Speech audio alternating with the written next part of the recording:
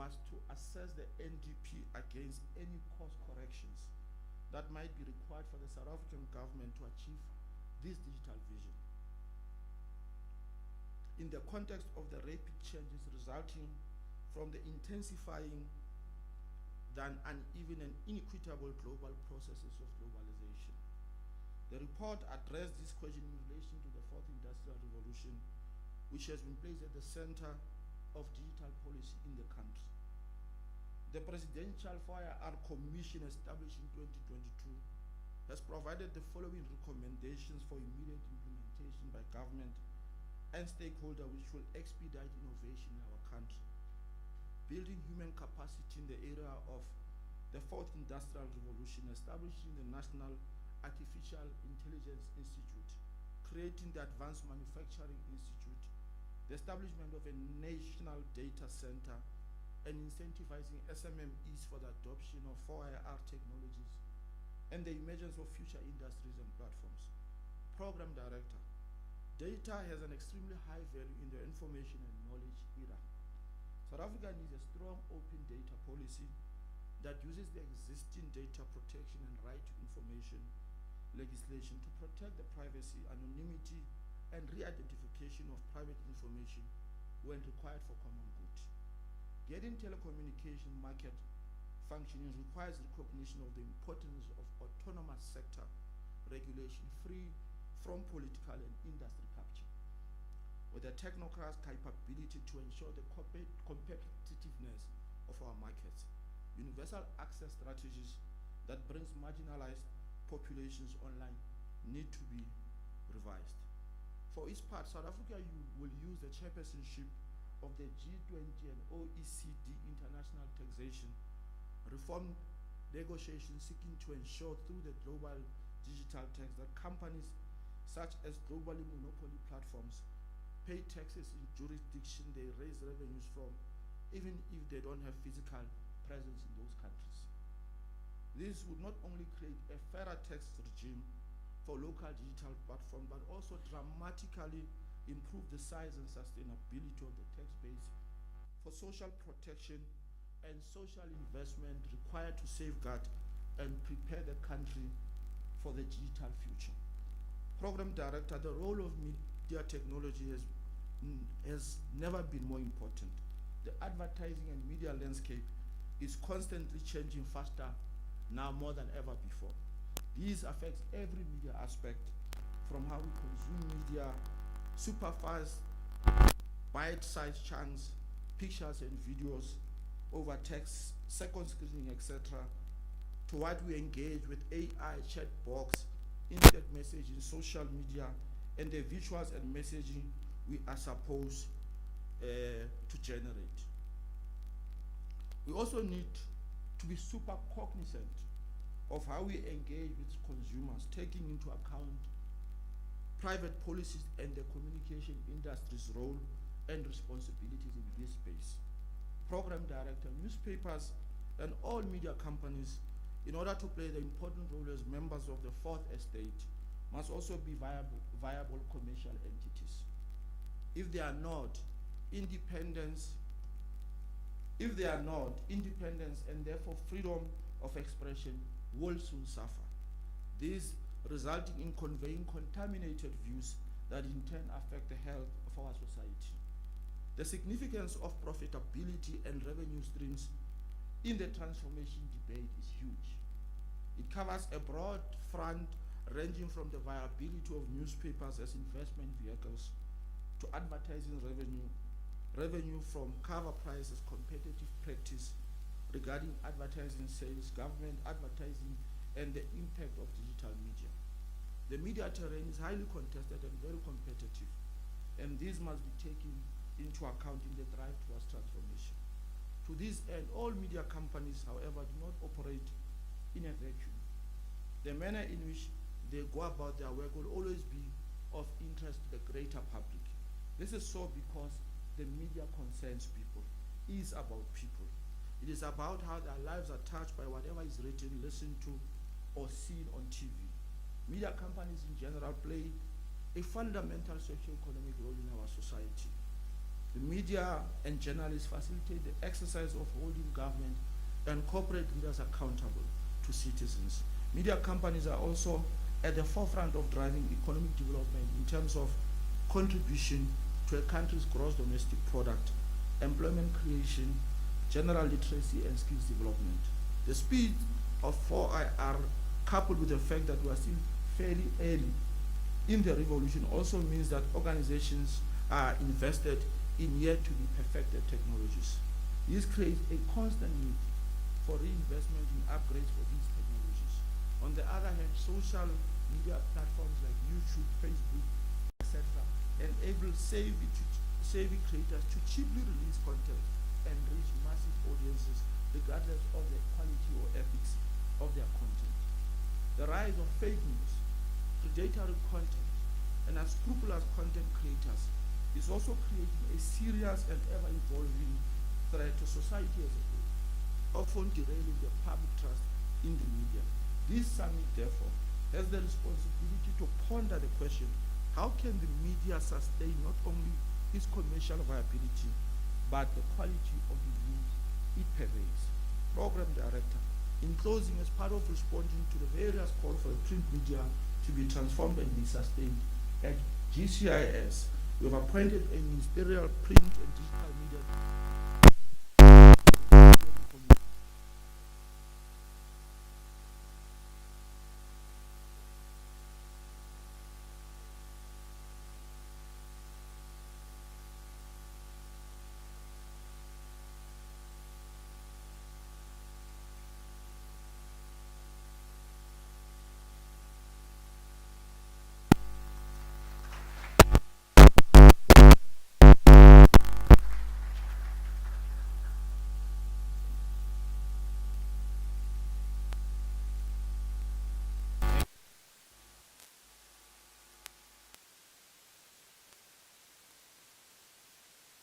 that he has just delivered this morning. Once again, remind us of the importance of media and the innovation needs to take to ensure the sustainability of the media in our society. Let's give the DM once again a warm round of applause.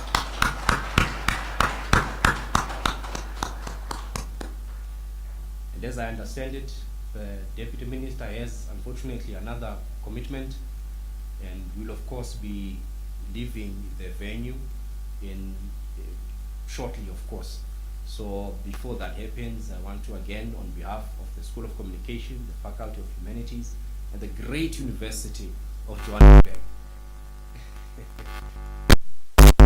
felt gratitude to the Deputy Minister for having availed himself to come and be with us today and share his wisdom, and of course, most importantly, the plans and the commitment that the government of South Africa is. So what we will be doing just before the DM departs, we are going to have a photo moment so that at least we are able to have a record of this wonderful visit. So this is, of course, that time. You know, usually it is easy in church because when such moments happen, you can ask for a song.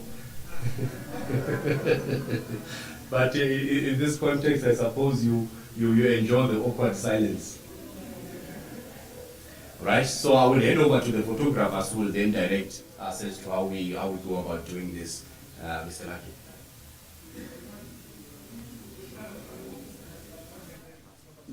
Yeah, definitely. So as part of this photo movement, it would be amiss if I did not invite the executive of MTN who is present with us, Mr. Afonso Anya, as well as the director of professional education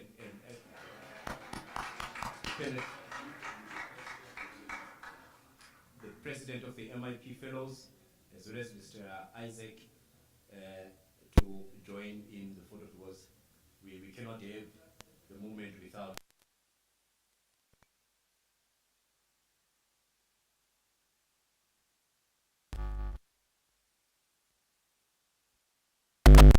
Afonso Anya from MTN Nigeria.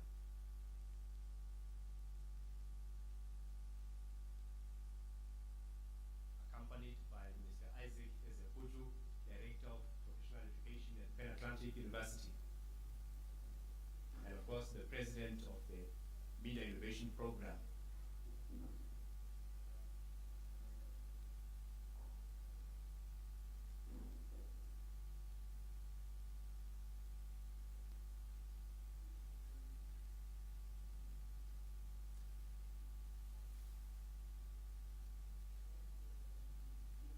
Board member of the Media Development and Diversity Agency.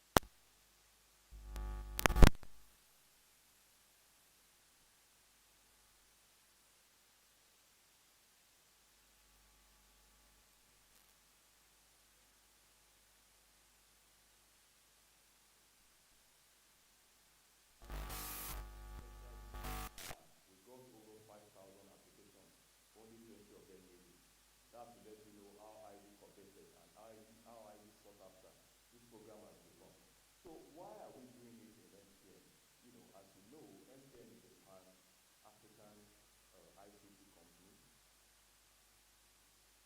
that in any environment that we operate, we go in as a duty to also impact positively that environment beyond telecommunications or ICT services that we provide. As you know, the media in any society is a very, very important function. You know, it's the public trust, the set agenda, the speed truth to power, and they ensure that we have a better society.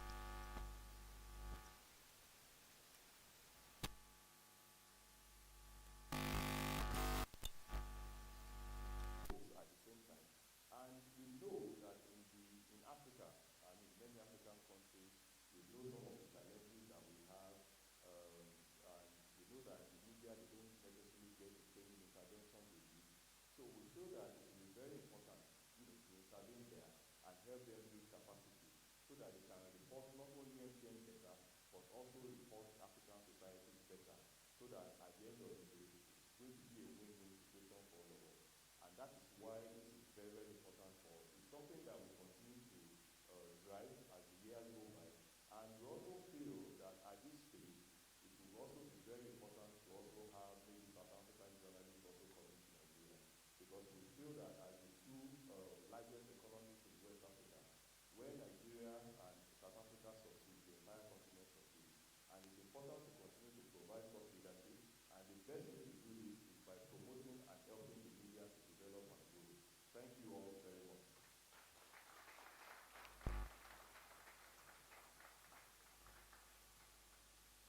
As I hear the two, I want to make sure that I pronounce your name correctly. Thank you so much to François Aina.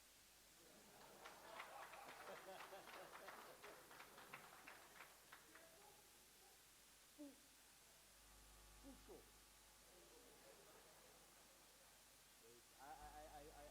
I will continue to practice, of course. So, but thank you so much for those welcoming remarks, and also for greeting us, Puso. And we really appreciate your presence as a representative of MTN Nigeria.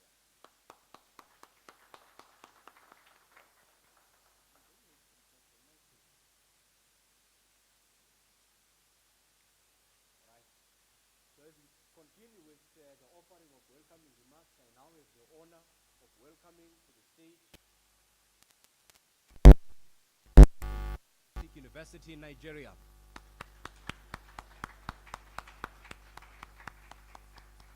When you think about the Media Innovation Program, you cannot have that thought without Mr. Isaac popping into your mind. Right? Yes.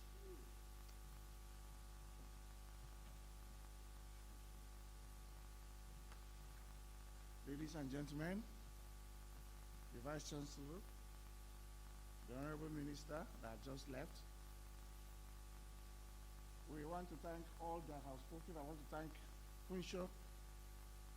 Has thanked UJ for hosting us in this hall.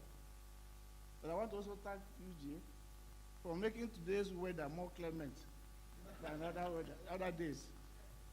Did he do it? All credit will go to you. Well, for being in this hall, let me read this quote.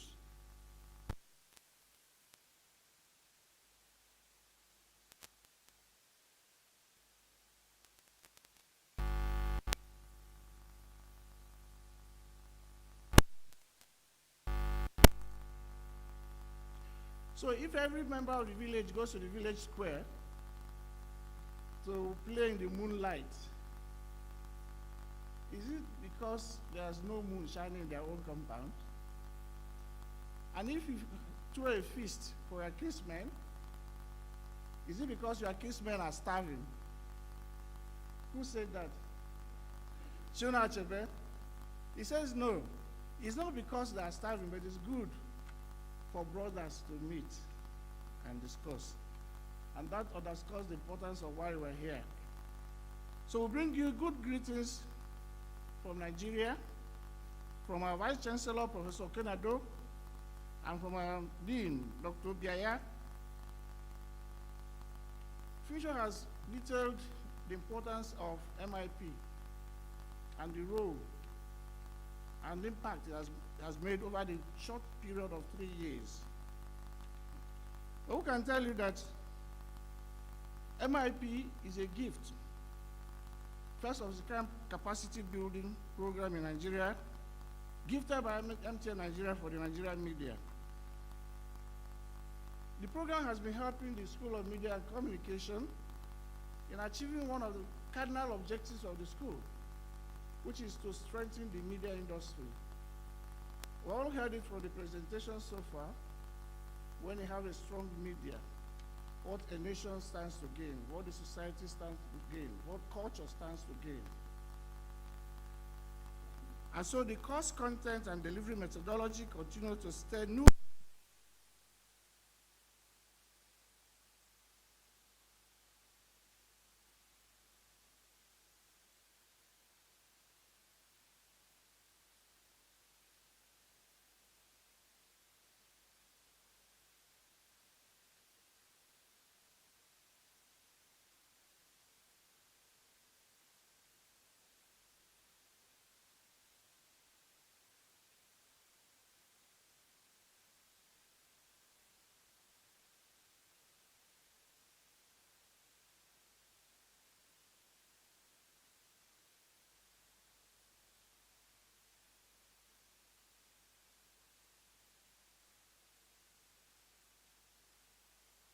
Especially when you start seeing the results in practice. The next person says, this life-changing program has been a very good platform to prepare me and the other colleagues for the future of African media industry. I've been very impressed about the methodology of the facilitators. And I dare say that this is the biggest training program in terms of content and delivery for media practitioners in Nigeria. 2 more. The third person says, this 6-month program is the most important part of my over a decade journalism career. The revelation and delivery are both thought-provoking and a call to action on how the journalism profession can be better practiced. If this were an altar, listen, if this were an altar, MTN and Pan Atlantic University have successfully converted 23 souls that have the potential to remodel the way journalism is appreciated as a noble profession.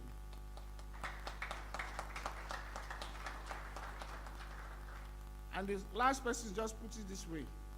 The program is transformative. It is engaging and immersive. It is a privilege. Ladies and gentlemen, this is just to show you, in a short period of 3 years, what impact this program has made on Nigerian media.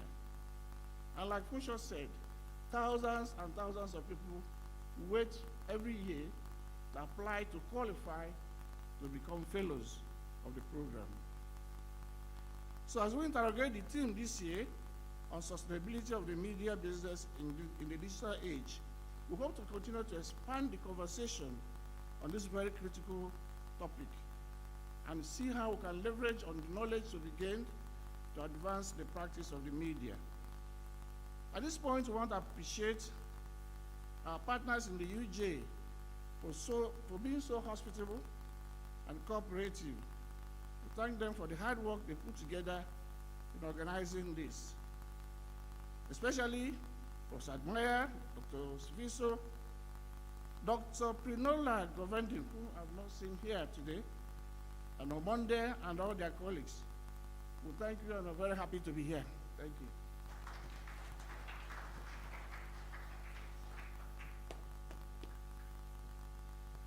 Once again, let's give Mr. Isaac a warm round of applause. Thank you. Ladies and gentlemen, I think this is something that we have come to know as media professionals, the role that the media play within our society. I want to throw in a question to the audience, particularly around traveling. How many of the fellows, the MIP fellows, have been to South Africa before? Of the fellows that have not been to South Africa before,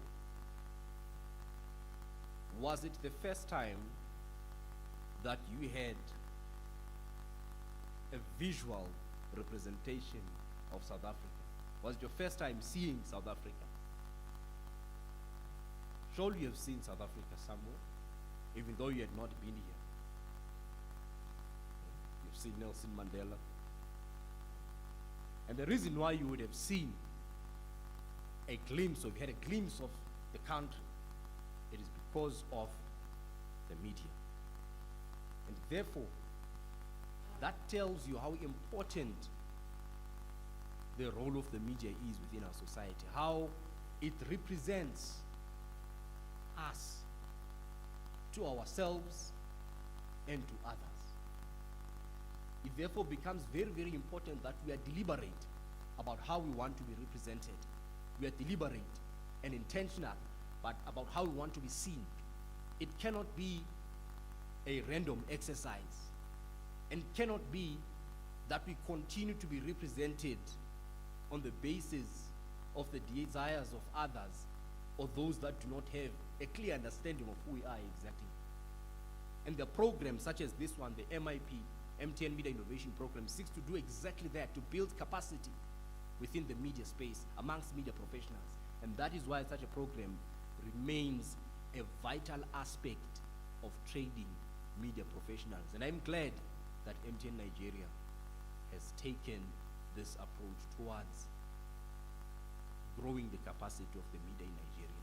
And therefore, I just want to honor MTN Nigeria for this, and honor Pan Atlantic University for running this program so successfully. Please, let's give them a big round of applause. And of course, as Mr. Isaac has mentioned, we have in our midst one of the greatest media professionals coming from Nigeria. 5,000 applications and only 20 make it. That gives you an idea of who you have in your midst. Media Innovation Program Fellows, I welcome you to the University of Johannesburg, South Africa.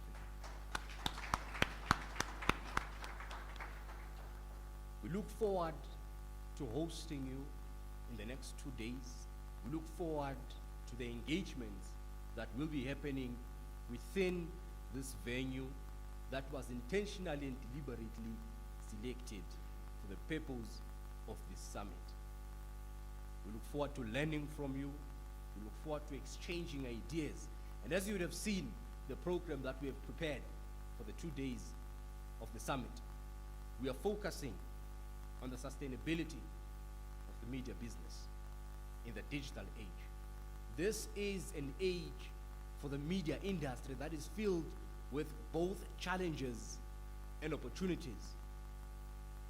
But what will determine what happens to the media as we know it is the conversation of innovation. Will things continue to happen to the media, or will they be done for the media? And what role are you expected to play as a media professional? What role are institutions such as universities that are expected to train media professionals, what role are they expected to play during this time? And for that to start happening, we need to have engagements such as this. We need to spend thousands and thousands of money to create a space where nourishing conversations can be had about what needs to be done, about the topic of innovation. Because if we fail to be innovative as media professionals, surely we will become extinct. Any, as they say, is it Tom, Dick, and Henry, or Harry, will call themselves a media professional. But I suppose this remains a noble professional that does not need gatekeeping, but that needs to be carefully and intentionally practiced. But if you fail to do that, of course,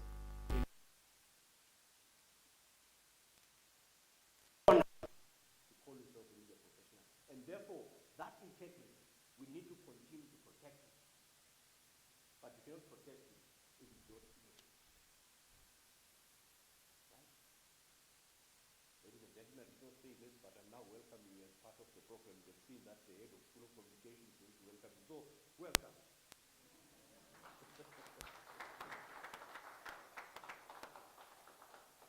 So, I want to just briefly use this time to go through the program quickly.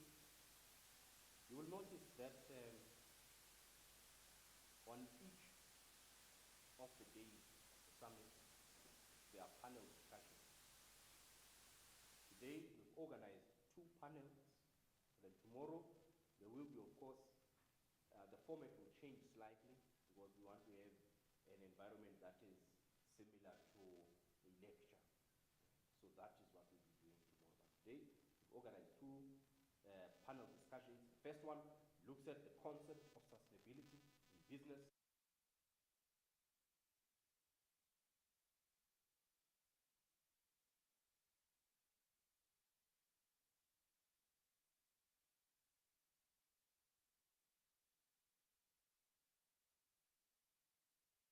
Offers a Nigerian perspective. Good with that? I'm not hearing colleagues agree. Are we good with that? So that is the spirit, because we are.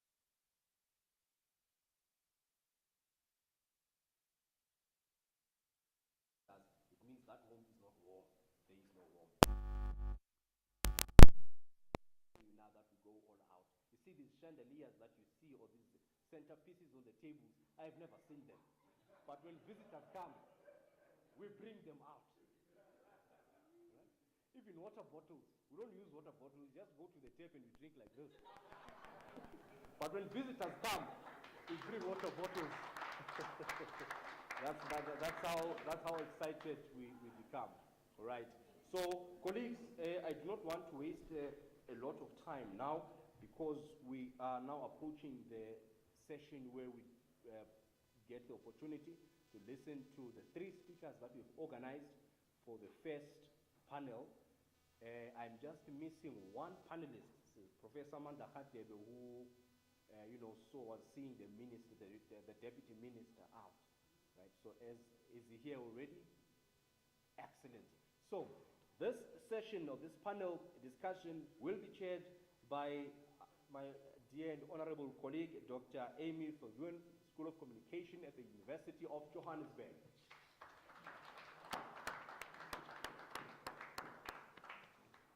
And of course, I will be exiting the stage now, as she will be handling the rest. All right? Dr. Amy, over to you. Manda is, yes, Prof. is outside having tea. There he comes in. That is.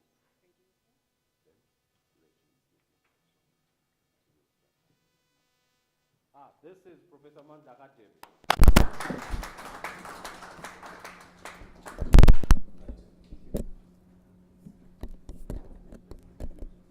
Good morning, everybody.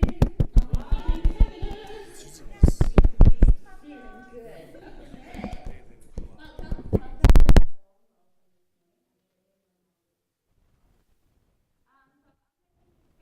Today's first panel discussion, we will be talking about the concept of sustainability in business. Our panelists, Our panelist for today's discussion is Prof. Mandla Radebe. Prof. Mandla, you can come to the stage for us. Mr. Godfrey Mutizwa and Mr. Reggie Walusi. Our panelists can come to the stage for us. Big hand of applause. Thank you.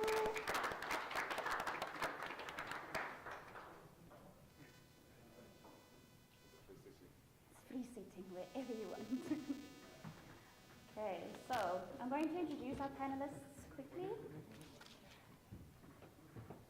On my far right is Prof. Mandla Radebe, who is an associate professor in the Department of Strategic Communication and the director of the Center for Data and Digital Communications in the School of Communication.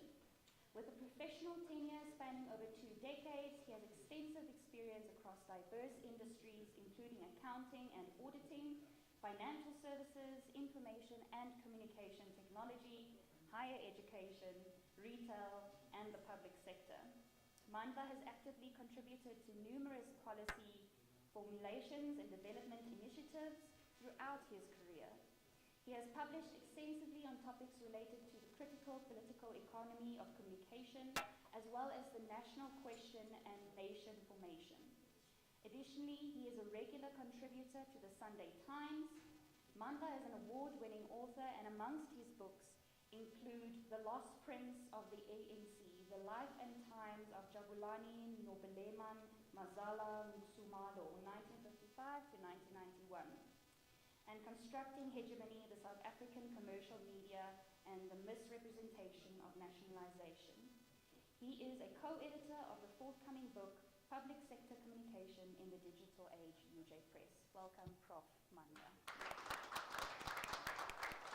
Our second speaker for today is Mr. Godfrey Mutizwa. Godfrey is the editor of CNBC Africa, Sub-Saharan Africa's biggest business news television channel. He has covered African business news for the past 39 years across print and broadcast media, working for both regional and international media, having previously worked for Bloomberg News and Reuters, covering African markets and economies from Harare, Nairobi, and Johannesburg. Welcome very much. And our final speaker is Mr. Reggie Moalusi. Reggie is currently the Executive Director of the SA National Editors Forum, SANEF, a position he has held since June 2021.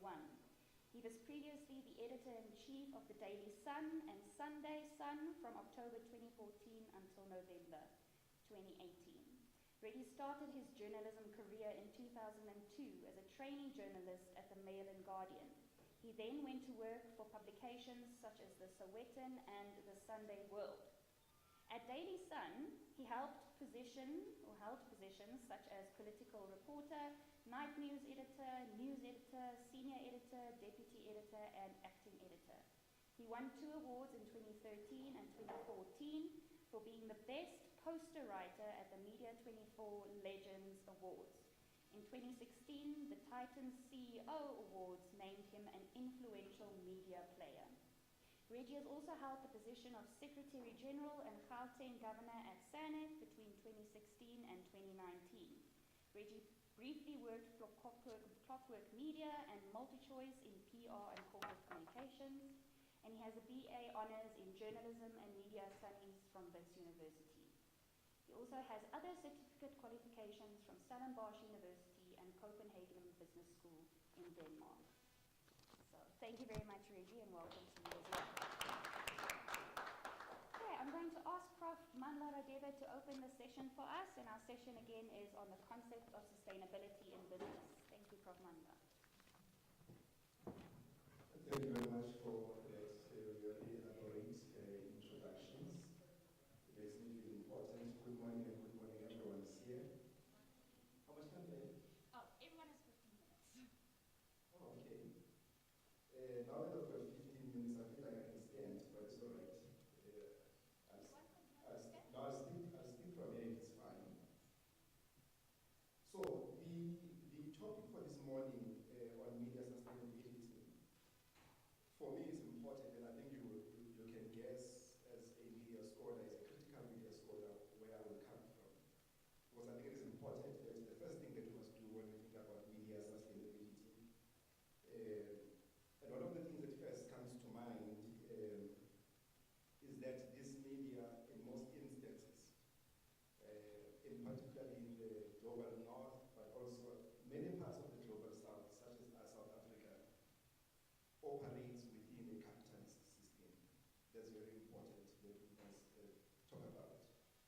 And therefore, precisely because of its location in the capitalist system, there are many features that are important. And one of those features is that it must maximize profit as one of the key drivers.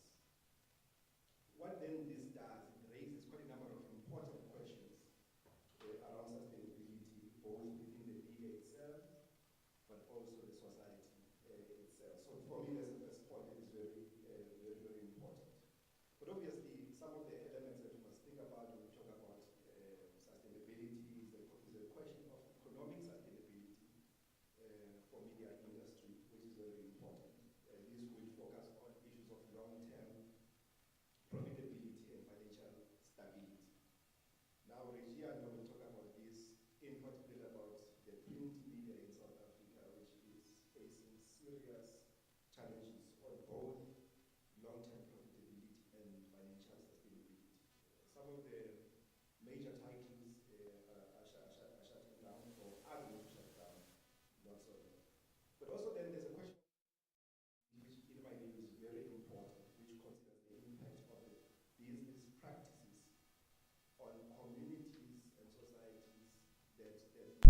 exist. That's very important. But we cannot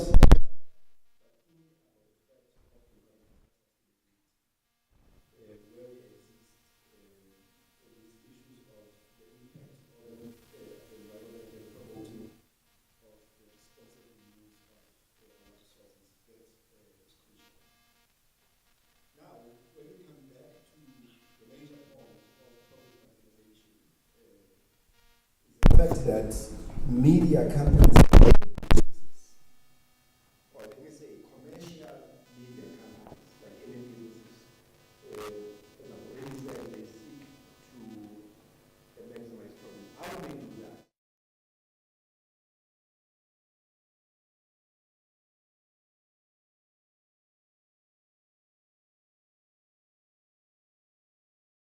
It is packaged and sold to advertisers.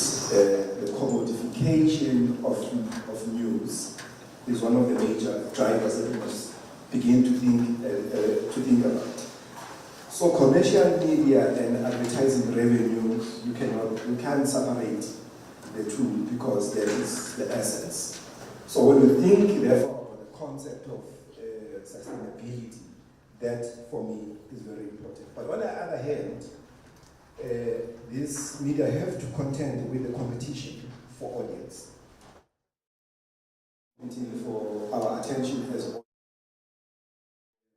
that becomes important because it is through those audiences that if you can package your audiences, commodify them, you are able to attract the right type of advertisers, and therefore you can create revenues. But what this does in most instances is that it puts pressure to produce content that will attract the right type of audiences. Now, and the biggest problem here is that therefore this media suddenly stop from playing a crucial role in society, what Mr. Morlong was talking about earlier on.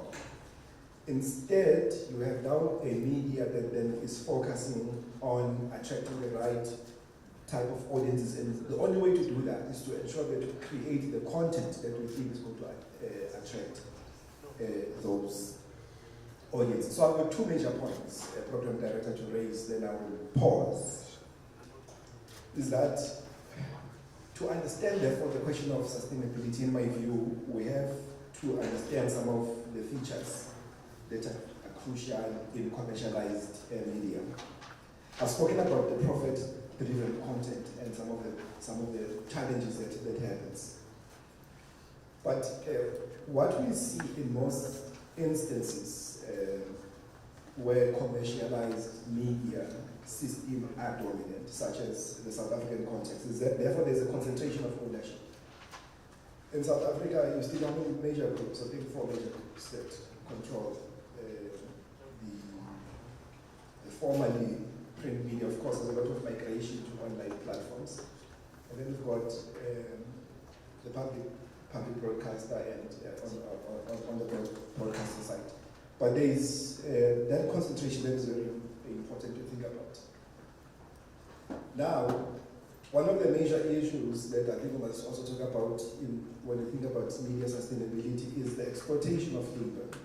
Of course, if you locate it in the capitalist system, the mode of production simply suggests that you must then commodify, and when you do commodities, there are major values.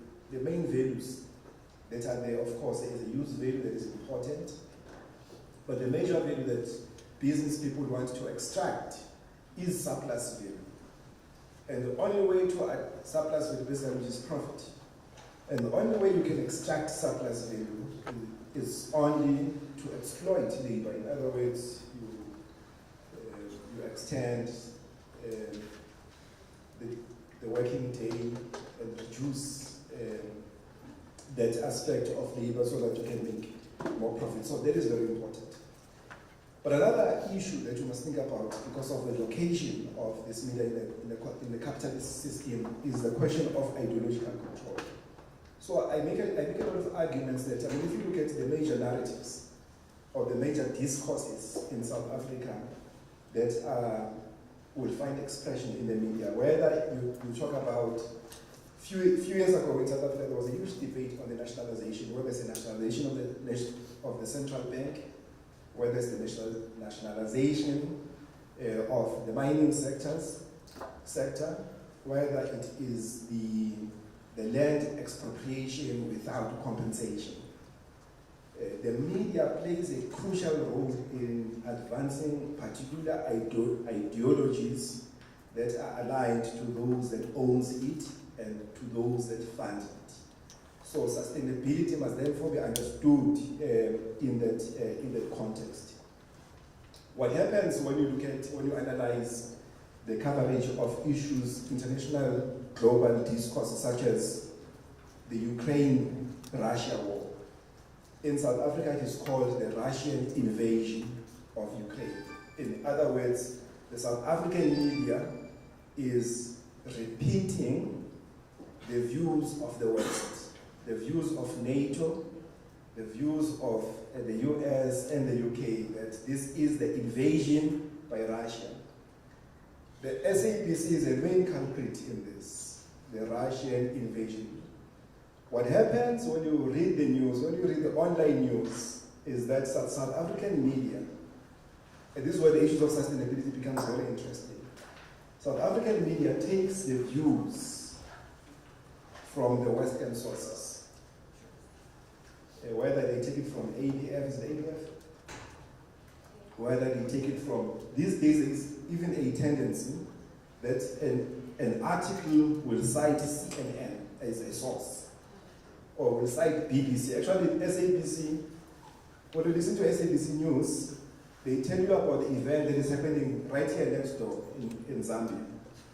And then they say, so and so from BBC reports. And I say, am I listening to SABC or to BBC? So this must be understood in the context of the rising cultural imperialism. That imperialism is taking place through the content of news, and therefore business sustainability, because of how the media is driven, the revenues and the funding models, compels it to reproduce the dominant views of the global north. That's the first aspect I want to emphasize. The last aspect I want to emphasize, Program Director, before I hand over to you, is that, therefore, as African media practitioners, media scholars, one of the things we need to do, we need to push back and begin to challenge the Eurocentrism of the media. And to do that, we need to confront the dominance of Eurocentric values that permeates the media, and so that when we think about media sustainability, we don't think about it from the Western or the Eurocentric point of view, but we must think about in our own ways as African, from the African perspective. Because if you are going to talk about decolonization of the content of media, of higher education, and everything else, then Africans must produce content that is relevant and pertinent for the African continent. Because in our own Christmas in December, there's no snow. So the concept of Father Christmas suddenly does not make sense to us. It was designed for the snow, for the global, for the West. So we have to push back. But also we have to drive for the representation and the voices of the marginalized, the subalternized, the underclasses in our continent, who happen to be in the majority. Because we are part of the global majority that are oppressed by a global minority through the use of the media system. So the business sustainability, therefore, or for the media to be able to be sustainable, it must begin to respond to some of these issues. The second last point I want to raise, Program Director, is that the need to redefine the ownership structures. As I've already said, in South Africa in particular, the ownership structures and the ownership patterns highly concentrated in the hands of the few. Therefore, the views of the dominant classes are reproduced on a daily basis. If I go back to the example of the nationalization of mines as an example, you'll find that the business, government, and the media, in most instances, the media will be attacking the government on many issues.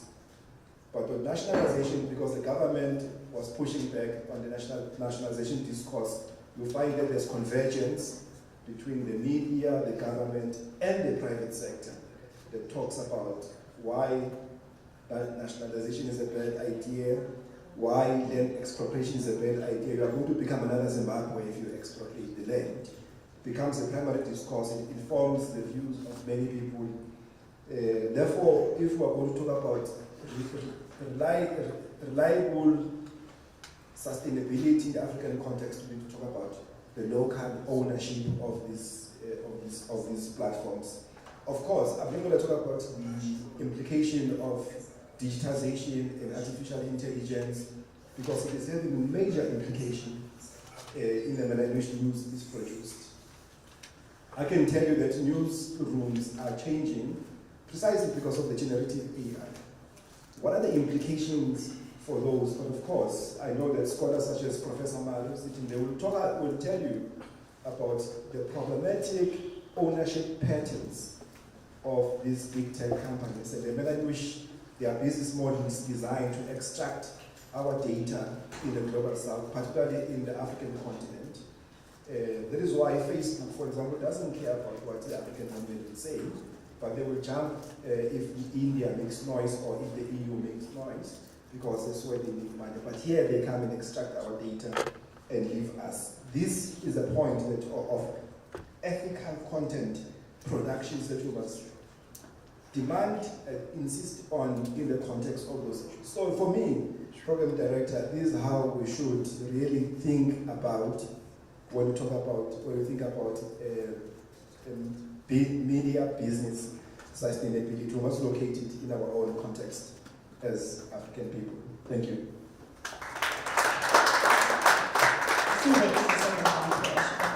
Thank you, Prof. Manda.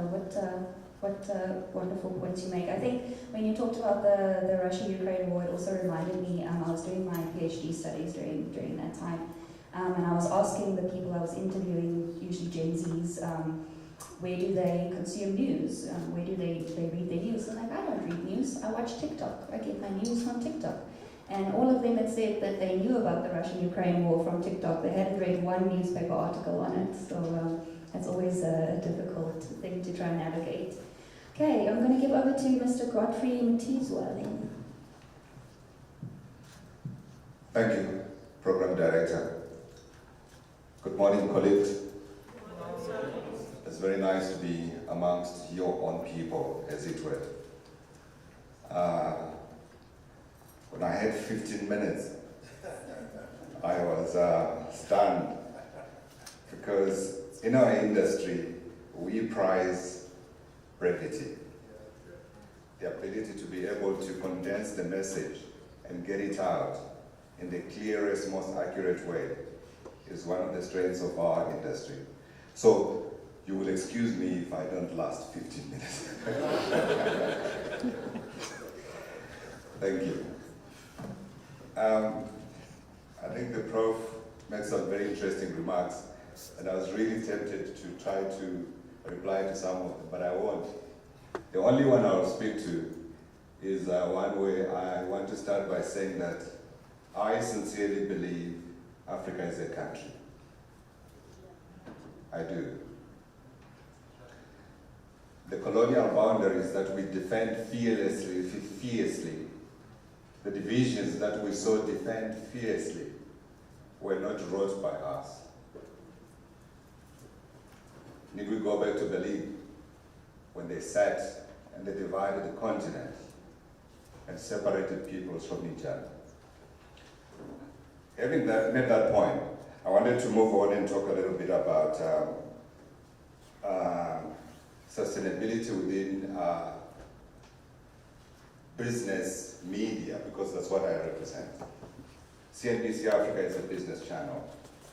Every day when we wake up, the stories that we chase are about business. But I can tell you, having been around for a few years, as you can see, the media landscape has changed completely. From the time when I started out as a young man in 1985 to report, the transformation that we've seen in the newsrooms has severely challenged the way media operate and the way media companies sustain themselves. From the time when we spoke about advertising being the sole source of income and revenue for media companies, we are now talking about a totally different landscape. In part, as the professor talked about, the invasion of our spaces by Western, shall we call them, the social platforms that propagate and put out news without being defined as such. The technology that has come and totally transformed the way we used to do business has also been another huge disruptor. I don't think I need to remind any of you about back in those days when if there was a live broadcast, I think those who live in South Africa will attest to it. Is it an 18-wheeler? You know, those big trucks carrying that equipment, carrying all those cameramen, carrying all those drivers and all those other people who work within, has been now reduced to one single little box, no bigger than your iPad, live view. That has huge implications for sustainability to other parts of our industry. I speak from a journalistic perspective, but there are other people who make our work possible, the technical people, the engineers, the camera people, the people who write the script, and finally the person who stands in front of you. All of us have been absolutely impacted by the changes that we have seen and that have challenged the traditional ways of sustainability. Distribution is another area as well that has completely changed. When CNBC Africa started out in 2007, the primary platform for distribution across the continent was, of course, multi-choice. Today, multi-choice, as we all know, is a business in trouble because of the proliferation of the other various platforms that have come on board and enabled us to be able to reach far more people than we have been able to. But in my view, in this very difficult, I of course must mention AI and the impact that it has.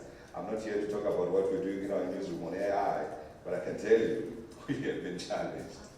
I wanted to say to you, it is my fervent view that there's only one thing, and one thing alone, in my view, that will ensure the sustainability and survival of media.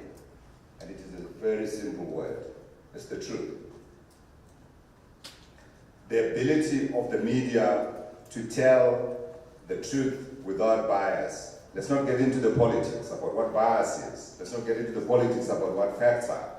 We don't want Donald Trump here, and alternative facts and all those other things.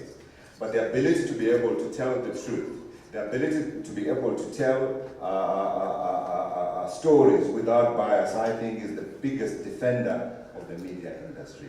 And that, I believe, is what will ensure the sustainability of our industry into the future. If we are credible, I think we stand a far better chance against, may I say, the TikTokers, may I say, the everyday publishers who are mushrooming everywhere. Someone picks up a phone, records, puts it on the internet or puts it on social media, and they're not suddenly a publisher. Our ability to be able to tell the truth, whether we are involved or not, I think is key. That's the first one. Then the second one, of course, is going to be the ability to generate income. I sincerely believe that you'll be able to generate income if you tell good stories.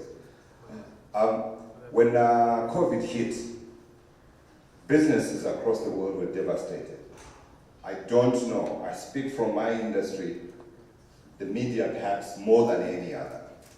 In our segment of the market and business news, as you can imagine, without conferences, without the ability to go and do stories outside, without the ability of being able to travel, we were absolutely floored.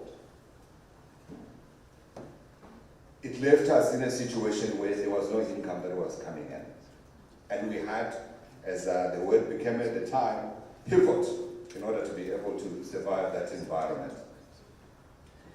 We pivoted But we pivoted not by merely repeating people's stories, but still treating the stories with respect and telling people stories that they could believe. But we also pivoted in another direction.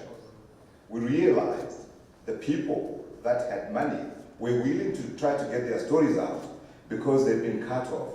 And so when Zoom exploded, it enables us to reach those companies, and we provided a platform for those companies to be on the platform. But we didn't do just that. We said, we are being clear with you here. This is not us telling this story. This is the companies. In other words, we were transparent in saying where the source of the information was coming from. Crucial in defending, one, the credibility of the channel, to say, we are not pretending that in any way this is a news story that we have driven ourselves, but we are saying to you, we're bringing this to you in partnership with these people. And where we tell the story, we will identify the site. And I think many media across the ages, and I don't know you guys in your newsroom, there's a fudge of that very fine line between what is editorial and what is advertorial. The other day I was watching a channel, I won't name it, and they were talking about there's something in South Africa that's doing the waves these days called the two-pot system. The pension fund reforms initiated by the government to enable people to tap into their pension funds so that they're able to alleviate some of the challenges that we've been seeing. I'm sure in Nigeria you guys can also talk about the challenges that people are facing from the high cost of living. So the government here has reformed the industry as a way of trying to help people survive. The unsaid channel, without identification of the sponsorship of the program that was on air, took views from a financial services company, put them on the channel just as they would do their normal news. Those who don't know may probably have missed it, but I was watching it and I was thinking, how are you not being transparent to your viewers to say to them, actually, this is a company that is selling their product to you and their services to you? As a journalist, I squirmed when I saw that. And I think it's one of those things that's going to make our industry really find it difficult to survive. And I come back to the issue of sustainability, because I think as long as we are truthful in terms of separating what is editorial and what is advertorial, I think we stand a good chance. And as long as we tell the stories impartially, difficult as it is, I think we stand a good chance of surviving. I wanted to address, sorry, I need to go to my notes here.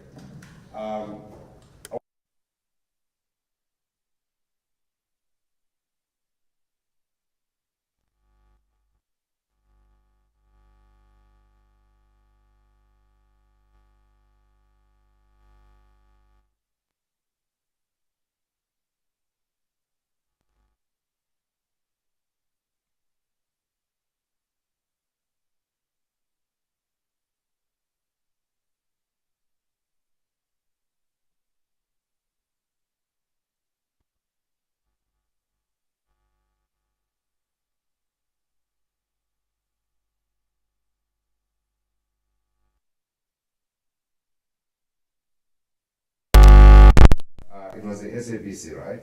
The dominant force in terms of disseminating news. So that has completely changed. And as media companies, we need to find ways in which we're doing it. So at CNBC Africa, what we are doing is, we are not abandoning multi-choice at all. It's a platform. It goes to 32 million homes across the African continent. It's one part.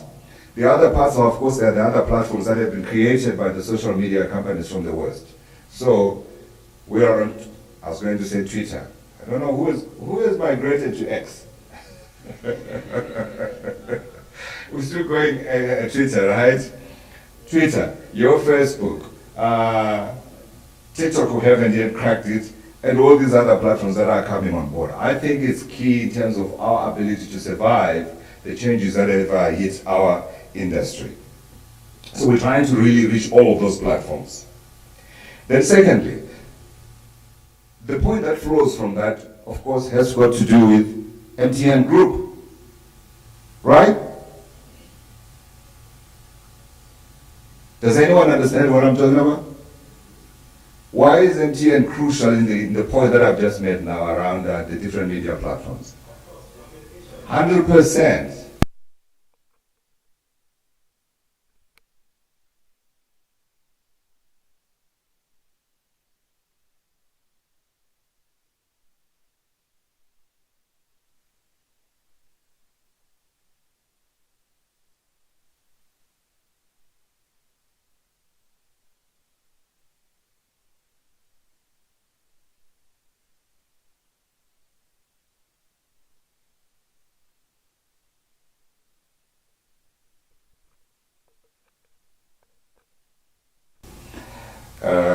It's a big post.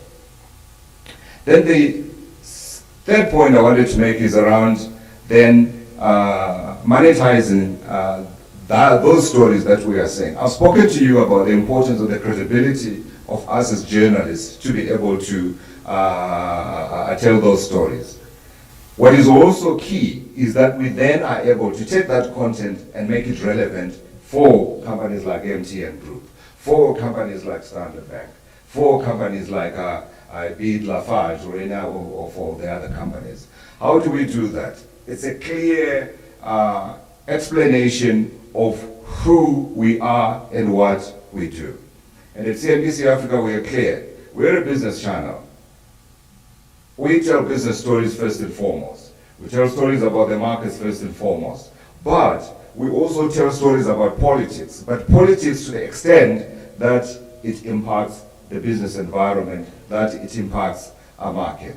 So staying relevant, I think, in terms of your mission statement will be key to sustainability in the future, because if you become a mixed bag for everybody, I think it's going to be very difficult in this environment where we've just spoken about the proliferation of the media, and also where we've spoken about the fact that you've got now everybody standing up and saying they are a publisher or they are a broadcaster. Program Director NTN, thank you very much for your time. Thank you, Mr. Mutizwa.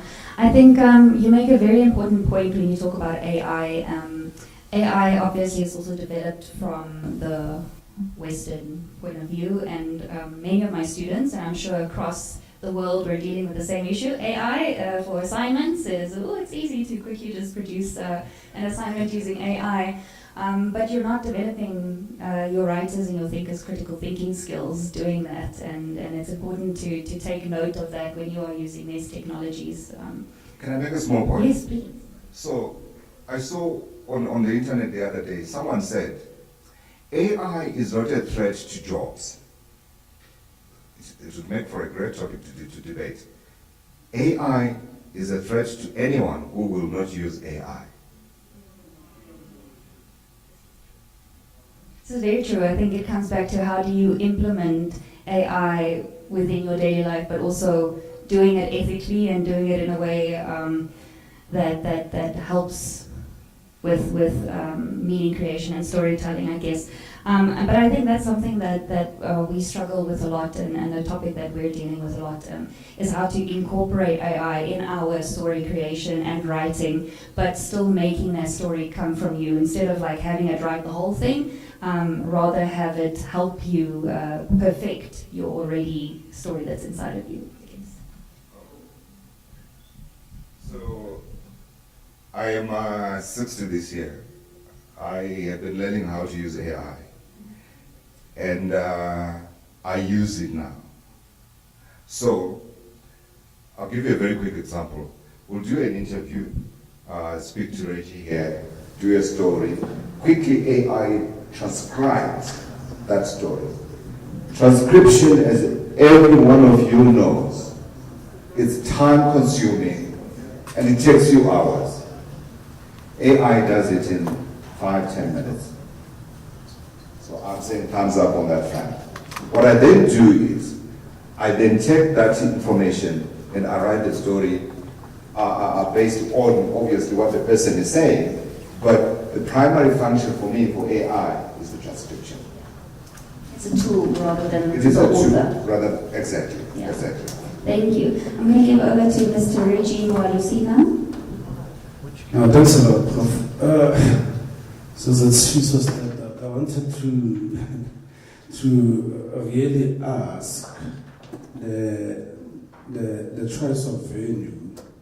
Was it because we wanted to be welcoming to our Nigerian delegates here and colleagues, because we are sitting in a venue named after a worldly famous author who's widely respected.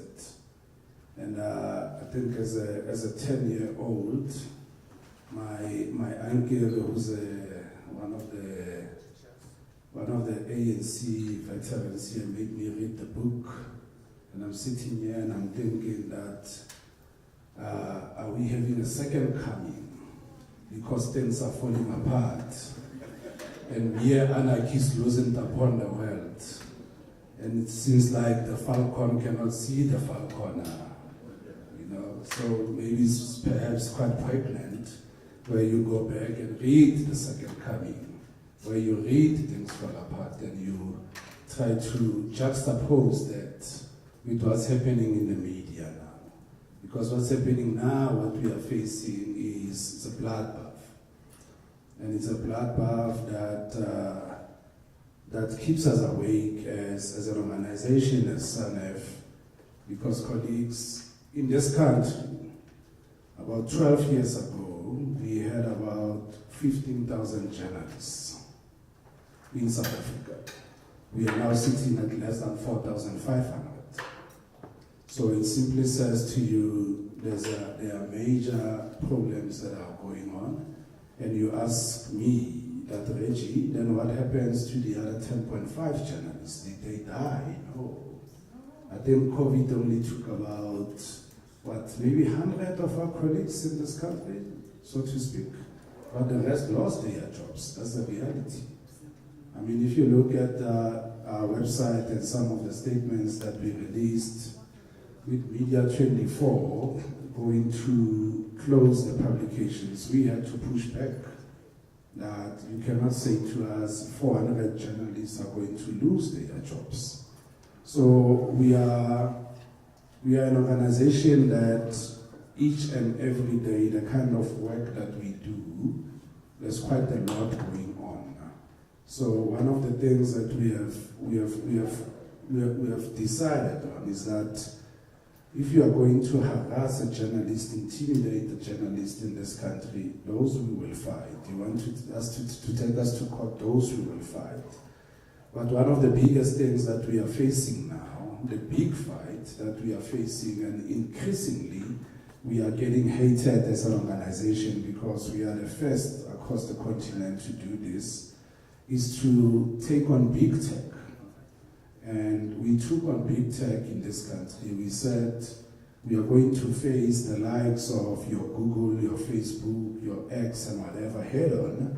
And we approached the Competition Commission, much to the chagrin of many, to say, yes, we are saying you've been stealing our money and we want that money back. And we took them to the Competition Commission. And when we took them to the Competition Commission with the inquiry that's going on now called the Media and Digital Platforms Inquiry, other organizations also made representations. But colleagues, the quantum, just one example, not the rest of the continent.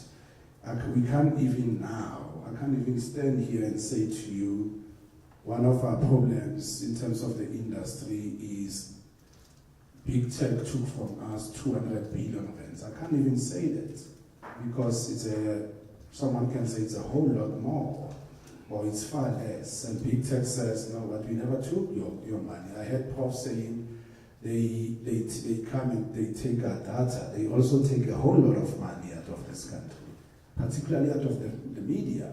And that's what we are talking about. So when we talk about the sustainability of the media industry, Prof spoke about the big four media companies, which for us as an organization, we no longer see the big four media companies, because what we have realized through research and research after one another is that what we call community media in this country is having a far greater impact in terms of our communities, in terms of our growing population. So what we are doing, we are saying, the very same sector called community media, we need to empower them. We need to empower them how? We have started stuff like your community digitization drive. The one thing that fortunately for some of us, we became editors at a young age, and we were taught money at a young age. But the one thing that journalists hate, and which takes some time to transform, is to talk about money.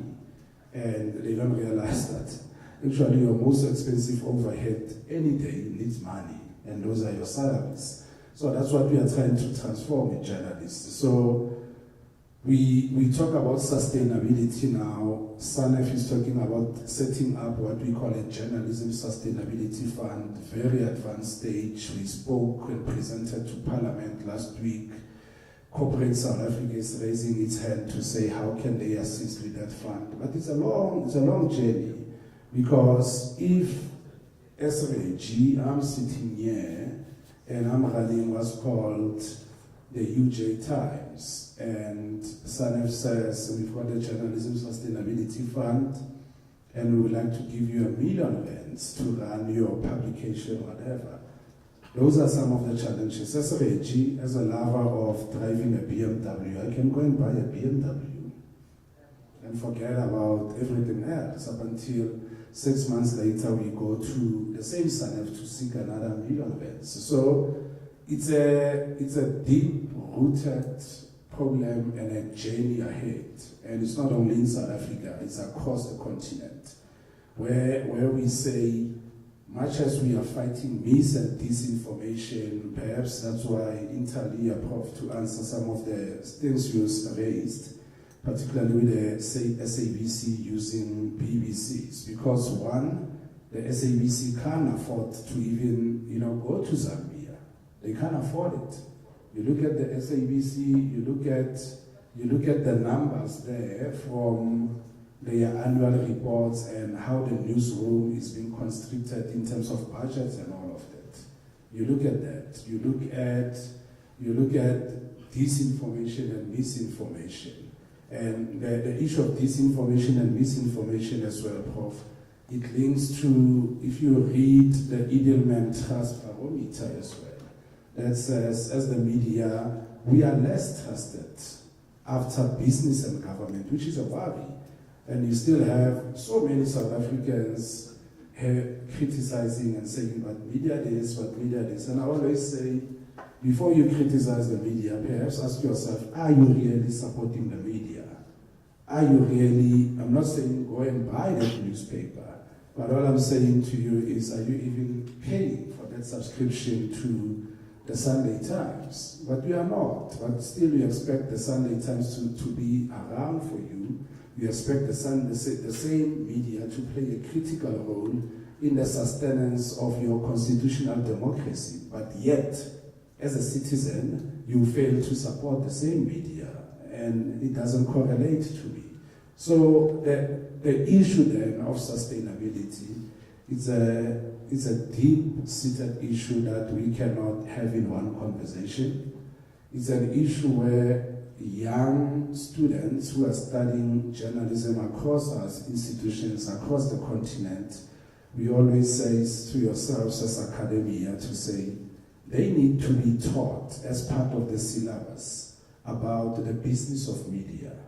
They need to be taught about what it takes when you leave here. There's no job waiting for you at independent newspapers or Media 24 or SABC.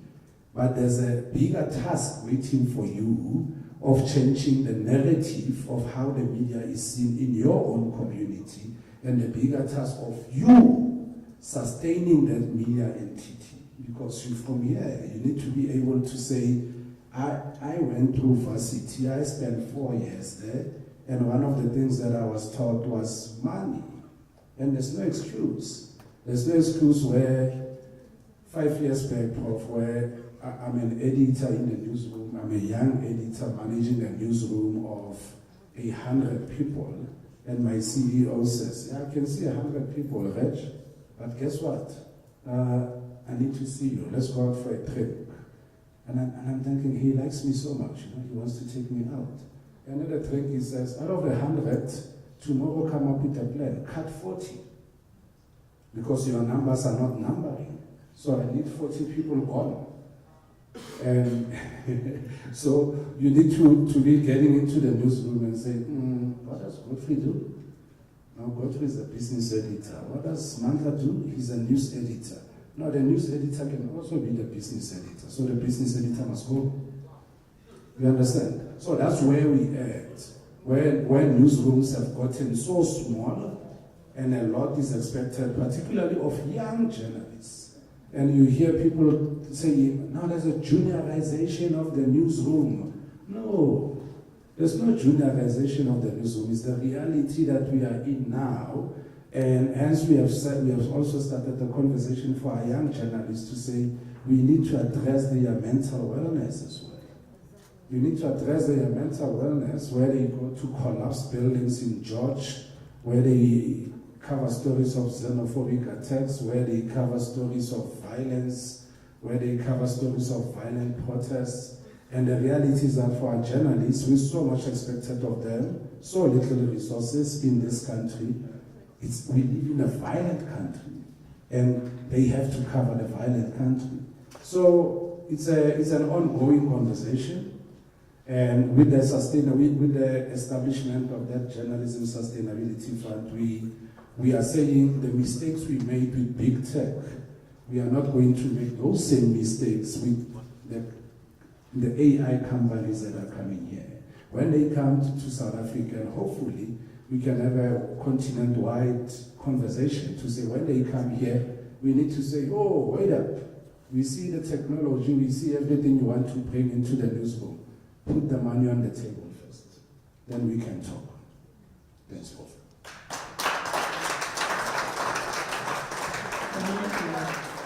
I think you made the comment about the amount of journalists that have gone down quite significantly after COVID. I think all of the journalists ended up on TikTok because the amount of TikTok journalists that I see that are standing, doing the weather, doing your news updates. Yes, they can afford the data, and I think maybe they might be making more money working on TikTok than they would be making working in a newsroom, and that's problematic in itself. Prof. Mandla, you were making extensive notes throughout this process. Did you have anything you wanted to add? Yes, perhaps I can just briefly reflect on the role of technology and AI in particular. And one of the things that you must appreciate with technology is that AI or just technologies, they keep on developing, and AI is not going to be the last technology. So whether we like it or not, technology will be here and will permeate almost all facets of society. There is a concept that Karl Marx writes about in the 17th century called moral depreciation. And in that concept, he was writing about the factory, how the factories were changing at the time and the introduction of machinery. And he was then arguing that machinery has changed for two reasons. One of the reasons is that usually a new machine will come in place to replace the old one. But the reason and the rationality behind the introductions of machine in the capitalist system, in the capitalist setup, is because the owner wants to make more money, wants to increase the rate of profit by reducing the production costs. Now, whether we like it or not, as long as we're going to be in the capitalist system, these companies are going to introduce so many things that will displace your journalist in the newsroom. Because the idea is to increase the rate of profit.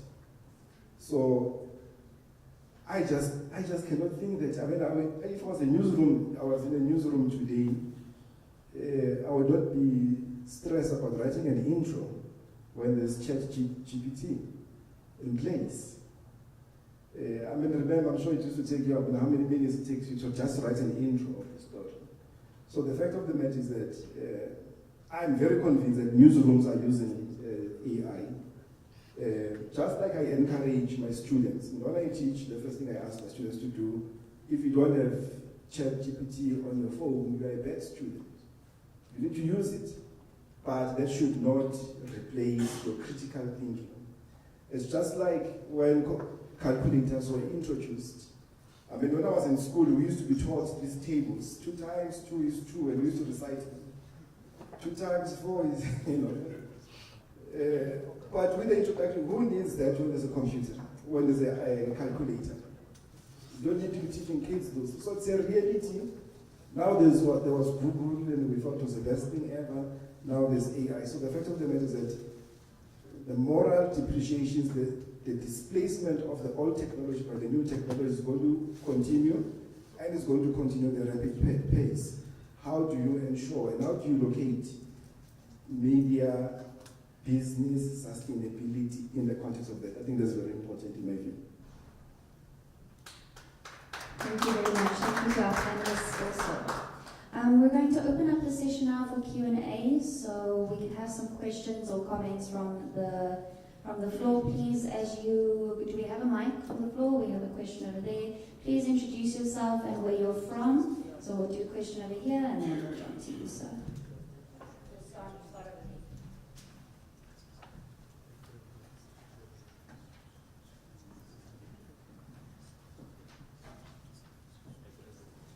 All right. Can you hear me? Okay. My name is Munibe Mudiba. I'm an investigative journalist from a platform I co-founded called the Insight Factor. Just a few questions I have. First, I'd like to agree with what Professor Manda was said to say about the product-driven content that is driven. And I agree with you, Dr. Vejun, when you mentioned something about TikTok. There's something that we call TikTok journalism, Twitter journalism, which has contributed because South Africans no longer trust mainstream media. And that has contributed to some of us moving away from mainstream media and establishing our own platforms, such as the Insight Factor. But you find that there won't be any advertising coming to us because we don't agree with certain things. We don't push a certain narrative which will be pushed by News 24, for example. And I'll make an example. After elections, every single media house in South Africa, which was white-owned, was pushing a GNU agenda. Every single media house was saying if the DA is not involved in this GNU, South Africa is going to collapse. You understand? So those are the kind of questions which South Africans are beginning to say, but every single media house, it's as if all of them have a WhatsApp group, then they're all agreeing on one thing at the very same time, you know? And it also contributes to how mainstream media has contributed to the downfall of many black professionals in this country. When the corruption is done by white people, it's accounting irregularities. When it's by Professor Mandla, it's corruption, it's fraud, he must be arrested.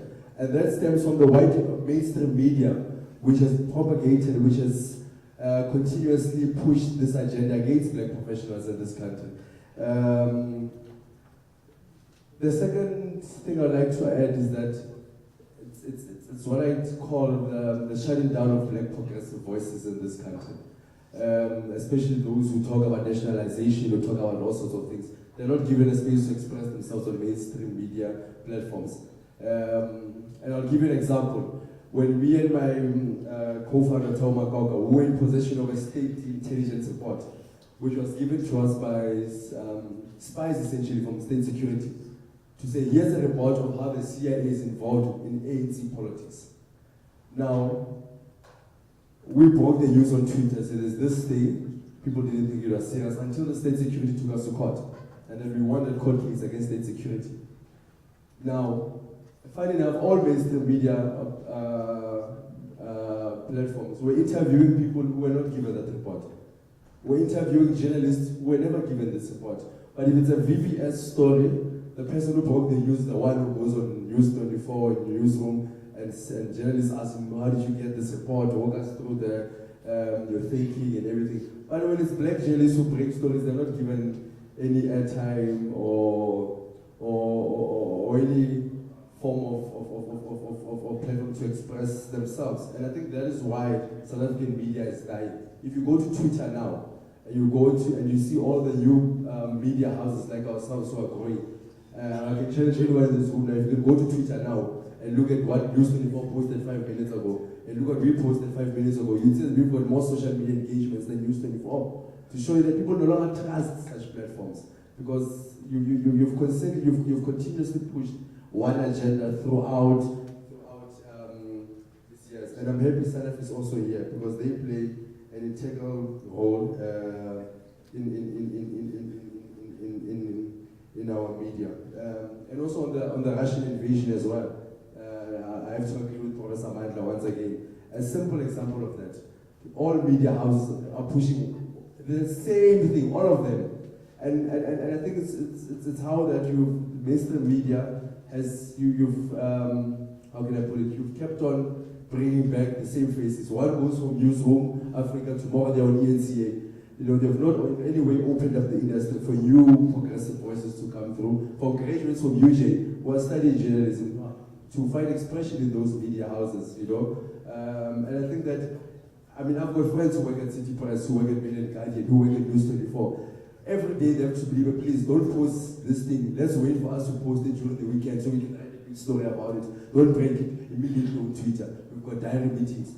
To show you that even media now, the Star newspaper is probably going to write a story about Deputy Minister Kenny Big here. It's going to be front page tomorrow. He was here today. People want those news now. You understand? So those are the kind of dynamics that mainstream media has to adjust to. You have to go with the times, It's an example of Uber and taxi and taxi, meter taxis. You understand? Uber has become innovative. Personally, Uber now on your phone. You understand? You don't have to go and wait for a meter tax that's going to charge you times 2. Those are the kind of things that mainstream media is not adapted to. So yeah, that's my contribution. Thank you. Thank you. Will our panelists would like to speak first?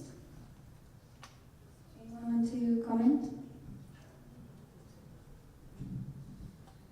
I'm not sure whether. Thank you for your contribution. I just wanted to pull you back to my first point. Media will survive if we are truthful and we tell stories with integrity. You stood up and you said every single media is reporting it this way. I'm raising my hand. I carried no propaganda for the GNU government. I reported on what the ANC is doing and what it's calling this creation. But that in no way were we used as a platform to advance the GNU agenda. So let's not generalize. Let's tell the truth. And one of the ways in which we tell the truth, and one of the ways in which we protect ourselves as journalists, is we attribute. So if you stand up and you say Russia has invaded Ukraine, you need to attribute and say who is saying that. That way you're distancing yourself from the accusation that you are the one who is saying Russia has invaded Ukraine. Many times we get into trouble because we generalize, and I'm saying to you, we will be protected, we will survive if we stick to the truth, and if we tell the truth, if we tell our stories ethically, always, no exceptions, even when we don't agree with people. Yeah, no, the beauty, Prof, is South Africa is a free country. The platforms are open, and you can criticize all you want. And the criticism of whether GNU, what Prof was saying, you can criticize it. And I think the one thing that I've always said is that the media cannot absolve itself out of responsibility that it needs to be criticized, and it gets criticized all the time. So the criticism that are always interesting, whether from the likes of Mudibe or whether the likes of my mom, on how we do things, because I spend a whole lot of time with my mom, and she likes saying So you guys are the president's praise singers, and I say, okay, show me the evidence. Where are we the praise singers? You know, if you say we in support of GNU in this country with the recent elections, I've seen a whole lot of criticism of the same GNU in the mainstream media.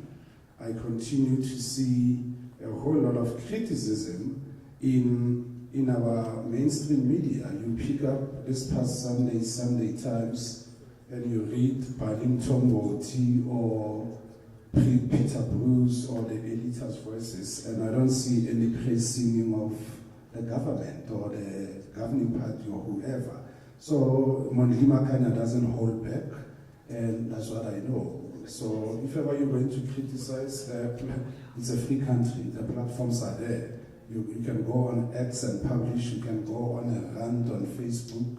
You can do whatever. So if ever you think that this is the way to have a go at the media, have a go at them. If you think perhaps I should tag the News 24 editor and say, Adrian Basson, respond to this. Tag Adrian, tag his deputy Peter Dudoi to respond, you know, and say to them, I dare you, publish my right of reply on your platform so that I can see you are welcoming to that.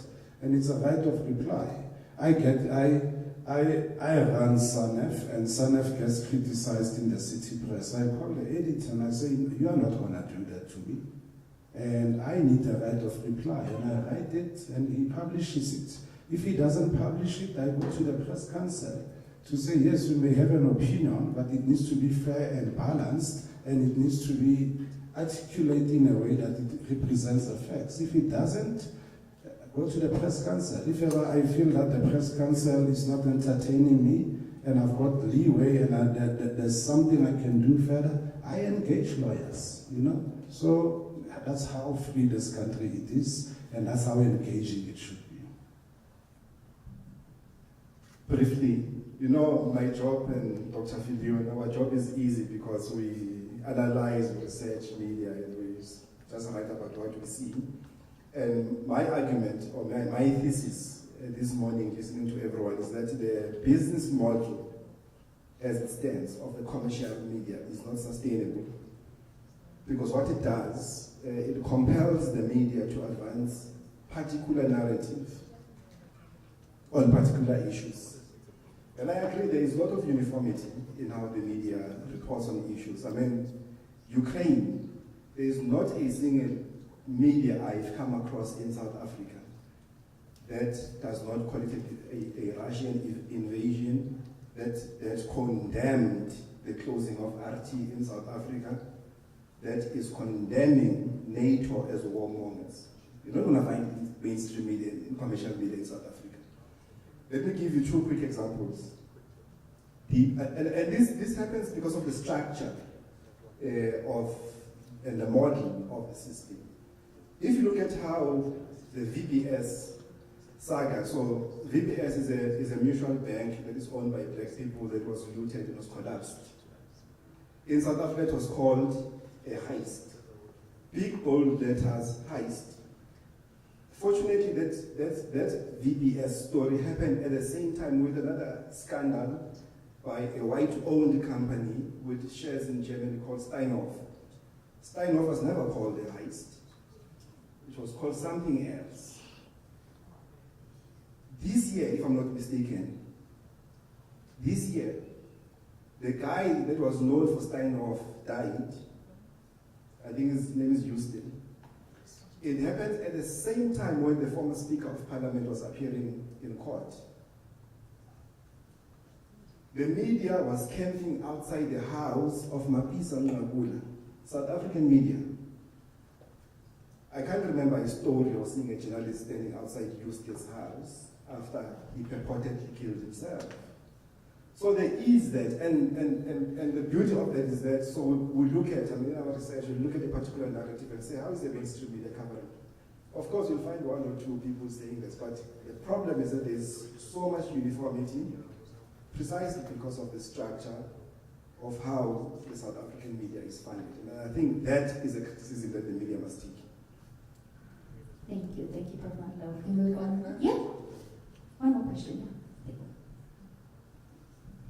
And we'll move on to our... Prof, can I just say to you, in addition to the structure that you're talking about, I think you're leaving out a very important component of it. It's the cultural, how should I put it? Okay, let me be blunt. It's who is working in those newsrooms. Are you talking black people? Are you talking white people? You will find there are nuances between those newsrooms where they are predominantly black people and those newsrooms where they are predominantly, or in the main, the narrative is from a white perspective. I don't want to get into a tic-tac like this one and that one, but as I said, we have reported on Ukraine, and I can certainly tell you that when we report on Ukraine, we try to stick to what has happened. What has happened is that Russia has put its forces inside Ukraine. It's invaded Ukraine. So actually, it is a point that Russian forces are inside Ukraine. There is context, obviously, to that, as to how Russia ended up in that situation. And of course, that you put in the context of the story that you are telling. But I think many of the other points that relate to how we treat stories, and I hear the criticism around the treatment of the government, has to do, yes, the ownership that you're talking about, but also certainly the cultural or where these people are coming from. That also comes into the storytelling, and it influences which story we pick and which stories we don't take. Thank you. Do you have something to add to this conversation? Okay, we're quickly going to jump to the lady in the back over there. So, do you have a different question? Yes, Prof. Thanks. Okay. Sorry, I'm just going to organize quickly. We're going to take your question, and then we will also hear from the lady in the back who's commenting on the current conversation. It's a different question, sir. Okay. I'll be very quick, Prof. I won't take 15 minutes. Prof, my name is Tembelan Pakat. I'm the board member of the NPTA, the Media Development and Diversity Agency of the Republic of South Africa. And Prof, I'm very delighted to be part of this conversation, you know, and I'll tell you why, you know. I struggled very much yesterday when I was trying to find out about this event. And I'm saying this, Prof, because your ex or Twitter was flooded by the news of Donau, Maporisa, and all that. And I went to MTN UJTV Twitter. No one mentioned this important international, it's not even a national event. I mean, good colleagues from Nigeria here. It was not there. And I'm asking a question, who is the responsibility to tell our stories? If we are on Twitter, many of us are on Twitter here, but very few people mention this. And I'm saying we need to not outsource the responsibility to tell our story. That's number one. But number two, and I'm directing this question to Prof. Hadebe.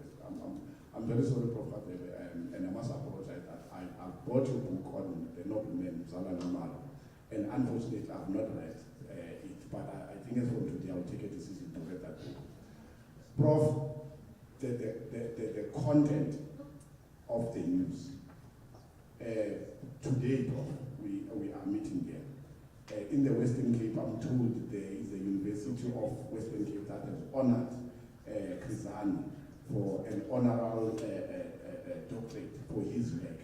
And I'm saying to myself, if South Africans, the media, is not telling those stories, who is going to tell them? So if we want to speak about access to information, what information are we accessing? If we want to talk about quality and reliability and relevance of information, what information are we getting? And I'm saying these are the challenges that we are facing. And I'm happy that we've got young, vibrant journalists here, the future, that are going to take us forward. But can we please be given an information that is reliable, that is relevant, but that can take the society forward, as opposed to, you know, running with what is trending? Because I've not been a big fan of Twitter because of the trending. I don't like trending things, but I prefer things that I will consume and they will be able to help me to make better decisions, but also able to help me to influence society, to make sure that tomorrow we live in a better world. Thank you, Prof. Thank you. Any replies from the panel on that? Good. Thank you very much. Okay, we'll take the second. Okay. Good morning, ladies and gentlemen. My name is Juliet Tuntoye. I'm a broadcaster from Ibadan, working with a radio station, R2 92.9 FM. And I'm also a member of the MTN MIP Fellow, and I'm glad to be a part of this session. The panelists have spoken intelligently, as is expected of men of your standing and caliber. My question has to do with social media. We're talking about sustainability within the media space, and we can all agree that social media has come to stay. There's nothing we can do about that. But we can also adjust our standing or our response towards social media. So my question is there a possibility or some sort of way where there can be some regulation as to the individuals that put out certain kinds of news content, as opposed to allowing everybody who has access to their phones put out news content and it is believed to be news? So it's sort of filtering the noise. Is there any way that this kind of conversation can be had with social media platforms where there's some sort of restriction on certain keywords, and if a person is not registered as a practicing journalist or a journalism student cannot speak on certain things? I mean, opinion is fair, you can give your opinion, but you cannot present it as a fact. So is there a possibility to have such regulations like we have in the music industry, where you can't use certain music content because it has been copyrighted, and once you use that in your video, that video is flagged down? So is there some sort of way there can be a regulation where even independent journalists who cannot afford to get into newsrooms can afford to put out content that is factual, that research has been done? It can be allowed. We also allow for variety in terms of news content, where what a newsroom is not reporting, an individual or independent journalists can report, but as long as they are armed with the tools needed to report, and they are also respected journalists or media professionals. That's my question.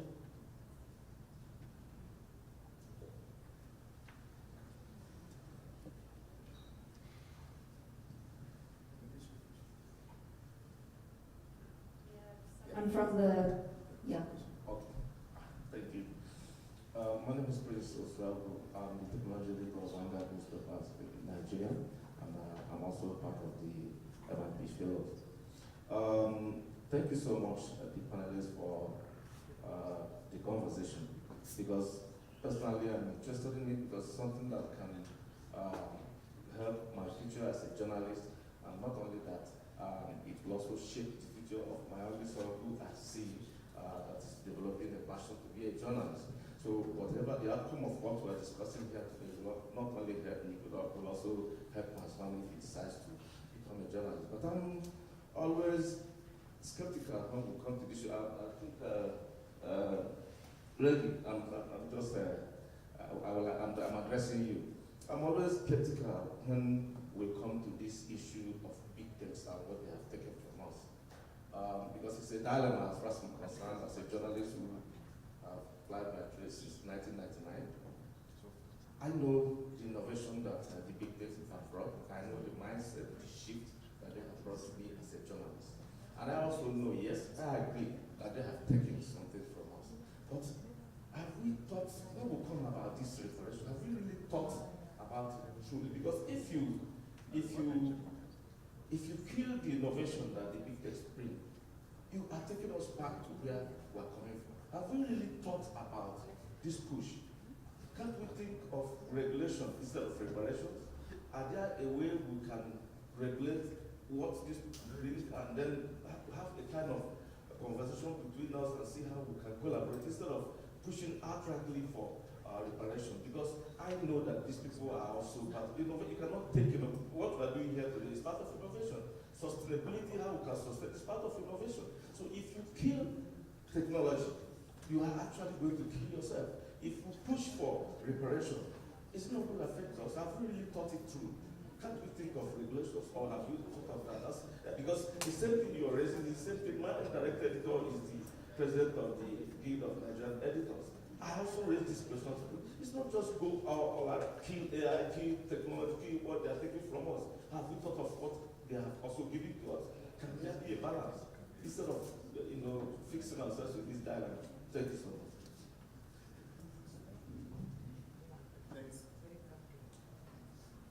Let me just briefly reflect some of the points and the comments that Temilani was making.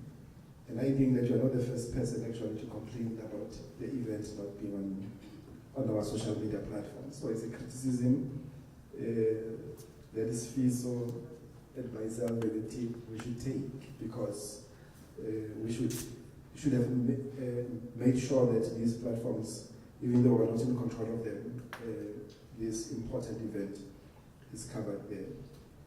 Although the second question on the content of news, and it's a point that Reggie was sort of raising earlier on, because, for example, if we think about the University of the Western Cape, what they did, I'm thinking if Doctors Survey IOL was still functioning as it should be functioning, the story would have been covered properly and everyone would be talking about it. It would even set the agenda for other platforms to understand. I mean, it's like a gossip now.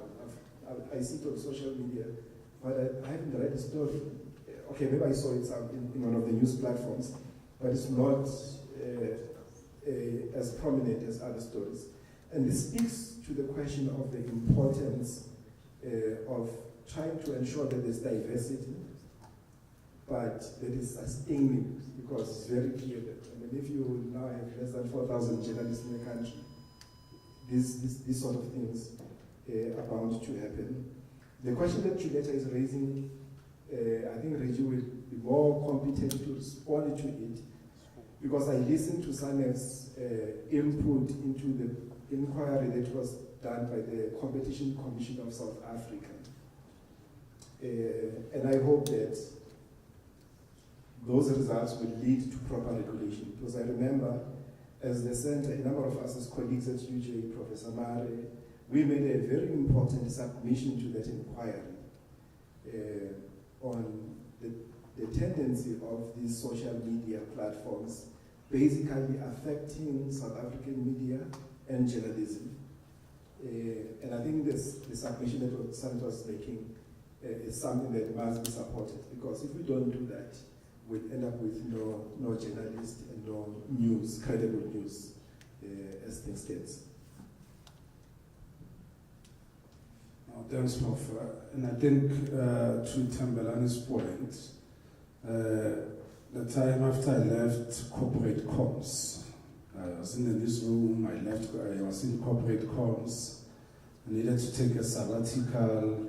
My wife and mother told me I'm way too young for that. And then one of the calls that I got was from corporates, where I was assisting them to set up what I call internal newsrooms, where they self-publish that, where they prepare the news, they package that for the dissemination to newsrooms that don't have enough boots on the ground. So perhaps as well as UWC, UJ here as well, what solves the problem is to have what I call journalists and internal newsrooms, where you tell your own stories factually as it is. By the time it gets to any media entity, they just take that, they use it, they acknowledge the source. That's one of the beautiful things about the current state where we operate in terms of news dissemination. My colleague, her answer, as Prof was saying, so one of the things that we've been pushing for, and the people that are having this conversation with us, besides having the fight at the Competition Commission, and as SANEF we are interested in that, is what we call the community regulations and policies. So we have had, prior to the elections, we have had a very fruitful engagements with TikTok. We had those engagements with Meta, with Google, where we were saying to them, we live in a world and we are an organization where we like separating the wheat from the chaff. And we do that quite well here, where we say, even if you say you want to talk to credible South African media, the first point of call is you need to check if they subscribe to our press code, that's the Press Council. You also have to check if they broadcast, they subscribe to what we call the BCCSA, the Broadcast Complaints and Commission of SA. So those then make for credibility. People will always say what they want to say. We have a constitution in South Africa, and subsection 6(1)(a) does say we have freedom of expression. Anyone can say whatever they say. But we always say, yes, anyone can say whatever they say, but are they journalists? So let's separate those two. Are they really credible journalists that can be listened to? Because now we had this thing of citizen journalism, and I once edited a very popular newspaper. Its offices were just less than a kilometer from here. And when I took over the editorship, one of the things I said, yes, you prime yourself on citizen journalism and being first, but at what cost? Particularly to the reputation. So I've been hired to address that, and that's exactly what we need to do as the fourth estate. So my brother, in terms of are we not taking back? No, I disagree. The innovation will be there, the platforms are there, we're not pushing back. We'll use those innovations. What we disagree with is you can't just come and want to use the content because you've got the platform. But after using the content, you then say, oh, but the content was readily available. It was CNBC content analyzing the financial results of Lafarge. And what we did, we took those financial results and they are on our platforms, and we are having the engagement, and we are taking the money. And CNBC doesn't get a cent. And when CNBC said, oh, we send journalists there, we need to get a cent, you say to CNBC, no, but you deserve 8% of the wholesome amount. No. We're saying to them, that's total rubbish. We don't deserve 8%. If you are going to have the 100%, at least consider giving us the 50%. And then we'll use your platform. And then they say, no, but it's our platform. So keep your platform, don't use my content. How's that? And they can't do that. We're saying, yes, maybe we should have had this conversation. It's our fault, actually. We should have had the conversation, yes, earlier. But now that we are here, let's stop saying and blaming ourselves, yes, earlier, we are here. Let's have this conversation. You are using the content, acknowledge and pay for it. Then we can have a constructive conversation on how we're going to work going forward. That's it.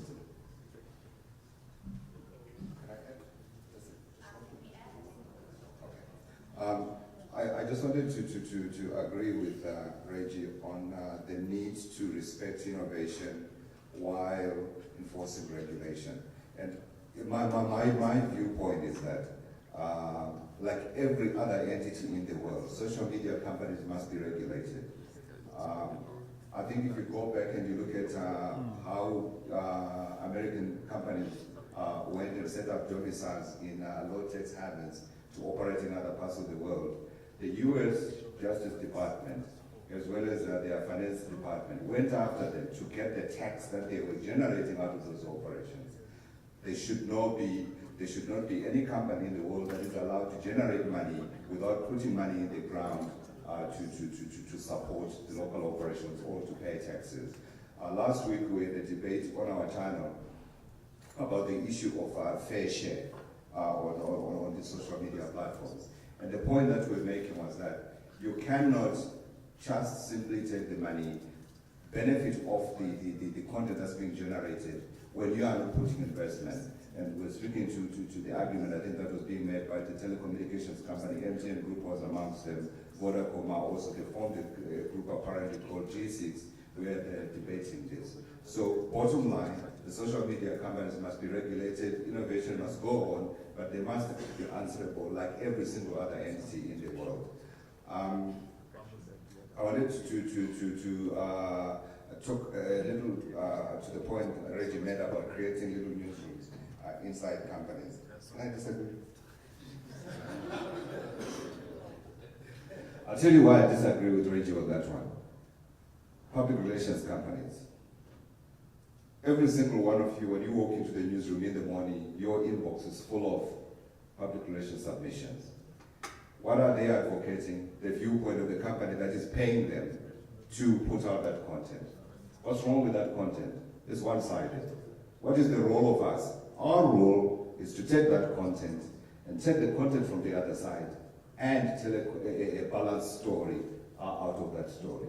I always say to my reporters, you will not break a news story from a public relations company.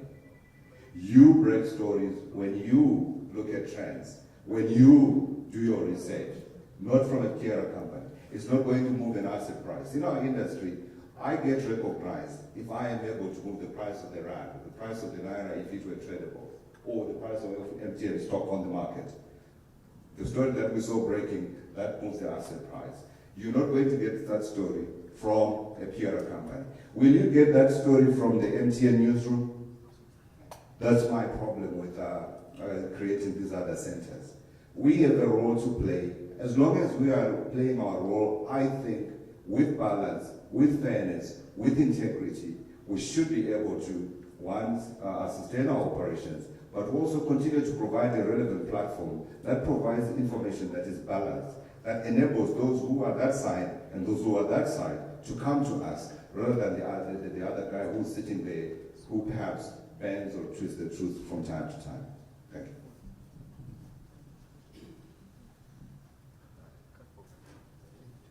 Well, thank you very much. All protocols duly observed. My name is Rahman Abdullah Toyib. I'm the editor-in-chief of MTN Nigeria, headquartered in Lagos, and it is one of the projects, African projects. I believe in South Africa, where you are briefly in South Africa, if you know briefly, so they are doing quite fine on my digital media platform. And also, I belong to a member of International News Media Association in which I've spoken on several occasions. At INMA, the convention is always geared towards media sustainability, especially with the rate at which digital transformation is affecting the work process in the newsrooms. And I believe this topic today is about media sustainability. But during the discussion, a point which was mentioned is about media funding. I remember my first Pan-African publication. There is a publication in South Africa here, The Issue. I published there last year, in which I advocate for media funding as a key to media sustainability. Because we've seen this in Nigeria. I just want to know the South African perspective. We have Makoto Foundation putting funding into some newsrooms in order to project original African story. So I just want to know the perspective of South Africa on media funding. So as part of sustainability process for media, as part of the media sustainability efforts. My next comment is to Professor Radebe. He mentioned about credibility as being a key factor to media sustainability. And he said in his word that credibility is ability to defend the truth and the story which you write. But recently we've seen the rise in attacks on newsrooms, especially by those in government. And now we have people in government now owning media companies. At least some of the top media companies in Nigeria, I can see. So most of them are owned probably by people who are politicians. So at what point does this become a threat to media sustainability? Because I know people who own media, they will want to dictate how a newsroom should be run. And again, Professor Radebe, you talked about imperialism and Eurocentrism of media. At what point does this become a threat to news culture in Africa? Because I know my understanding of what you said, I mean wrong, is we have BBC, probably in Africa, it has been here for over 100 years, Nigeria particularly, BBC Hausa. Now BBC Yoruba came, we have BBC Igbo, two other top languages in Africa. And we have TRT Africa. We have a lot of European interest in African news culture. But what do they do? they project stories that are African. Let me give an example. BBC Yoruba, they have a lot of freelancers that work for them. The approach is multimedia, and they try to project, drive conversation towards positive narrative in Africa. But as I don't know, at what point does this become a threat to the African news culture? And lastly, it's about social media. Because I work for a company that has been able to leverage social media for success. During the recent reports released by Data in Nigeria, we were ranked #1, and another of our projects in Kenya, Tuku, ranked #1 in Kenya too. We have a project in Ghana, which is briefly, which is Yen, as I talked about briefly in South Africa here. We've been able to leverage social media for wider audience reach. But basically for me as editor is that, how do we navigate social media for media sustainability? Because if you check the trend, social media has been instrumental to #1, news monitoring. Most of the press releases, top stories you find, social media. Most of the government, instead of we getting press releases probably through our mail, they post on social media. Police, they post reports. So, and then it has constituted a part, if not the larger part, of news sharing process. Facebook, when Google changed their algorithm, it affected a lot of newsrooms last year. A lot of newsrooms suffered. When in 2022, when Facebook stopped Facebook Instant Article, it affected the monetization. So we can see how instrumental social media is. But we as journalists is that we have to be responsible. And how do we do that? Authentic, credible stories. Because I know social media too, they are trying their best. We have Meta, for instance, pumping funds in combating misinformation. We have newsrooms like AfriCheck, they are collecting funds. Recently, Google released funds, a lot of them. I was in conversation with Mariani, who is probably overseeing the cooperation of Google in Africa here, on how Google is funding newsrooms. And how this platform, they are funding newsrooms. And they are trying to combat misinformation and promote media sustainability. So I believe that media as journalists, how we can, as we are experiencing this shift, we should leverage on it by writing authentic, credible African story. Thank you very much.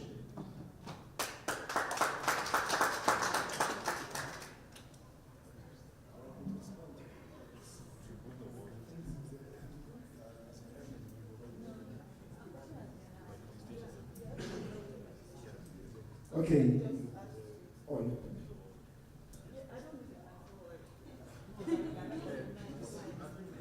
Good afternoon, everybody. So he asked exactly what I was planning to ask. But to add to this question, we have a large number of African storytellers who do not want to write for African-owned platforms. So you mentioned, you talked about imperialism. You also said that we must challenge the Eurocentric view of media. But in today's world, especially in Nigeria, we have Nigerian freelance journalists who have African stories from Nigeria, but would rather submit to Reuters, for instance, as opposed to submitting to, let's say, Punch in Nigeria. And that's because Reuters pays better. So you are writing to a Western media organization, and they're paying you $500. Convert that to Nigerian naira, you know how much you're going to get. Now, an average Nigerian media platform probably pay you 50,000 naira or 60,000 naira, which is far lower than what you're going to get when you submit to, an international platform. So that poses a challenge for Nigerian media organizations because our writers would rather write for foreign media.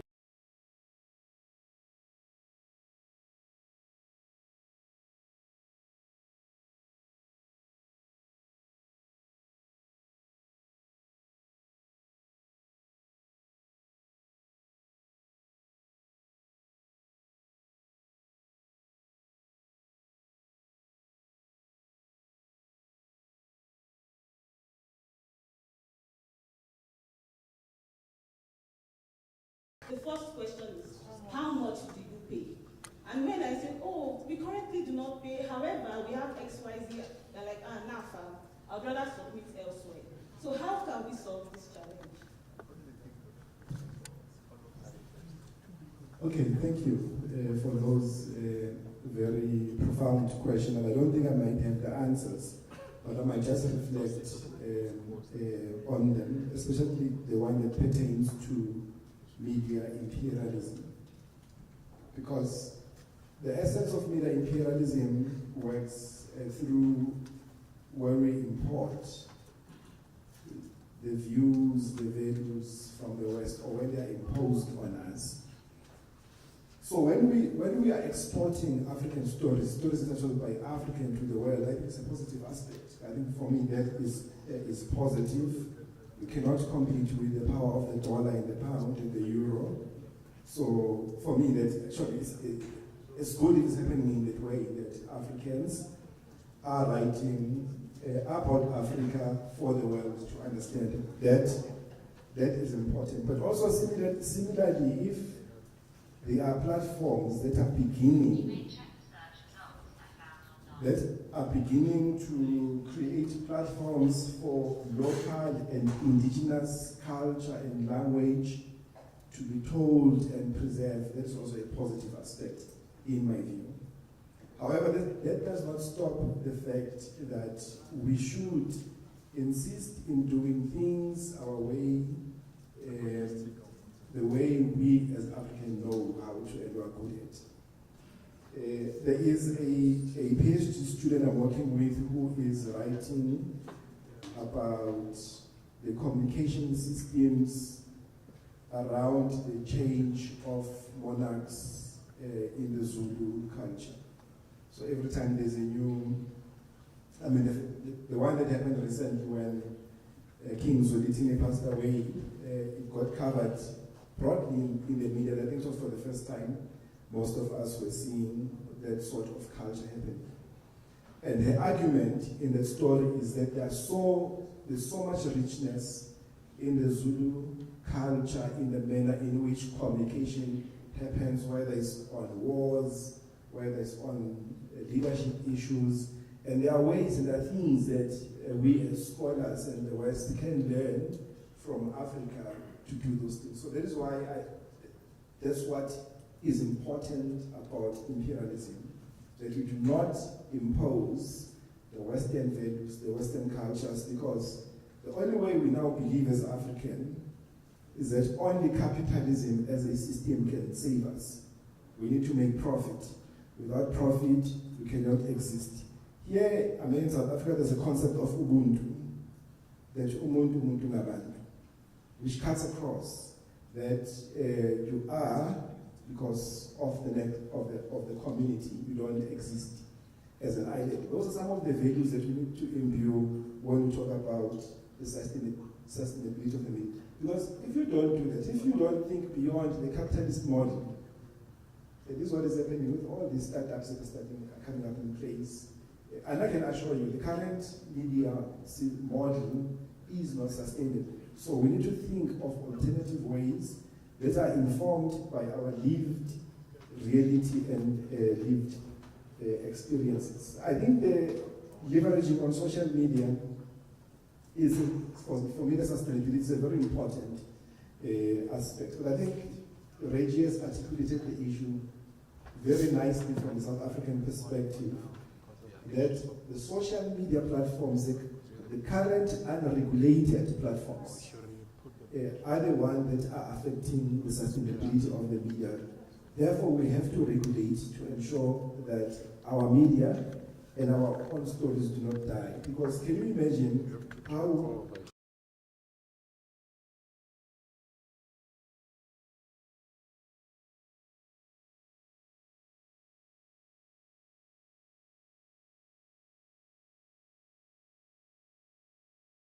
that the prevalence of disinformation and misinformation exacerbated by AI in these elections in South Africa could have played a role in the lowest voter turnout that we had as a country. But of course, there are other factors that are obviously everyone is talking about. But can we venture and open the view that in the context where disinformation was used during the COVID-19 pandemic, was used during the uprising in South Africa, you get to a point where people do not know what is truth and what is not true. And therefore it is important that we must always have a vibrant media to play the role. And currently, social media is, in my view, in South Africa, the unregulated social media is affecting the manner in which news production is taking place. Thanks. I don't know if anyone wants to add. I think I can, just to add on the issue of the funds. I think the issue of the funds, we at the learning stage, but we find ourselves, and this will happen across the continent, where we ask ourselves, okay, we're talking about journalism sustainability funds. Where's the money coming from? So you take ourselves as SANEF, where an organization like the International Fund for Public Interest Journalism approaches us, and they say to us, what's your government saying? Can you get a letter from your government so that you can work with us? We are advocates for public interest journalists, but we also, as an organization, we are quite niggly when it comes to whom we take and where's that money coming from. If the US government, like it happened last year, they reach out to me and they say, hey, we've got lots of dollars for you here. Then I ask the question, what is it for? They say, no, it's for the training of journalists. Training of journalists in what? In what? And they say, no, it's for the training of journalists in how they should be aware of state capture. Then I say, no, I don't want your money. What state capture? Understanding what state, no, but you don't care about the training of journalists. Then I say, I'd like to care more about your agenda. What do you want to get out of it? So you understand also these funds, it's a tricky business where we now say, people bringing in the money, are they coming also with set agendas that they want out of that country?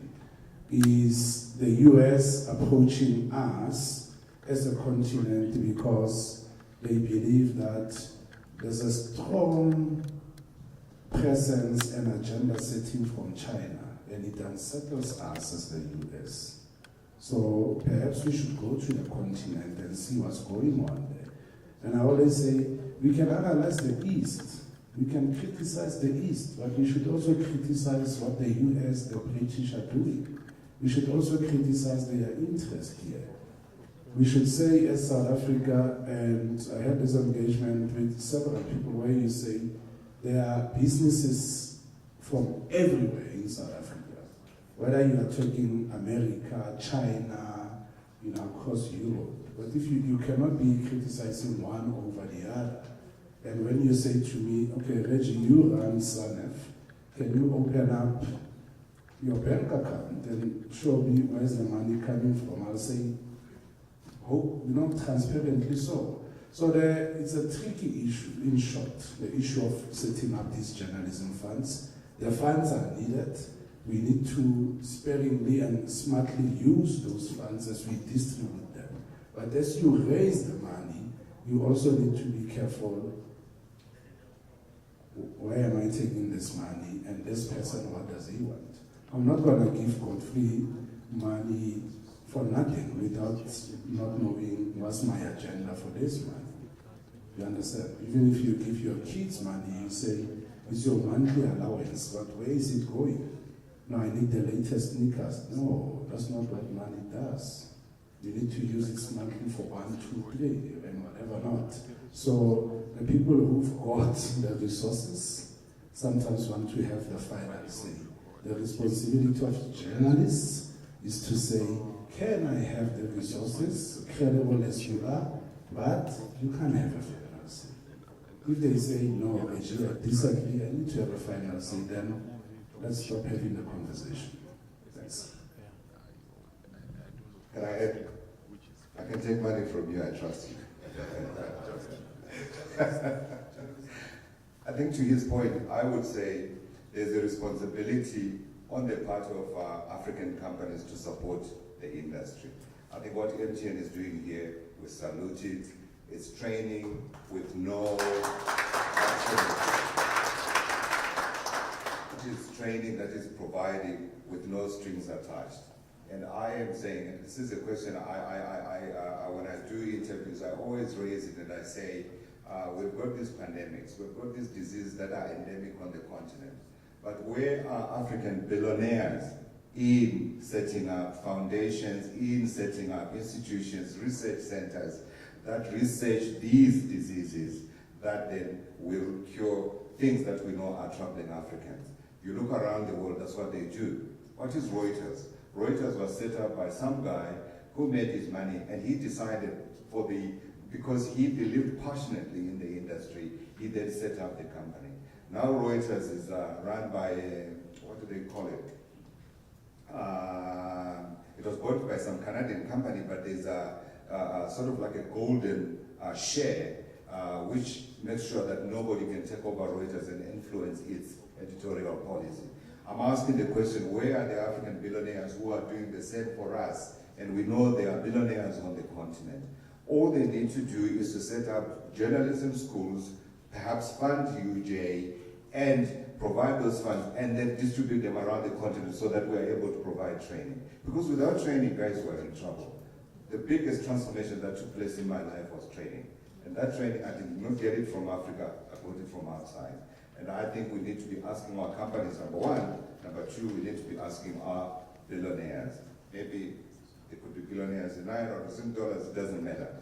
But let them look out for the interests of the country in terms of training. Thank you very much. And thank you to our three speakers for today. Mr. Godfrey, Mr. Reggie, thank you so much for coming through and giving us your time. I'm going to close the session and hand over to Prof. Safiso, or our chief rather, to put us on lunch break.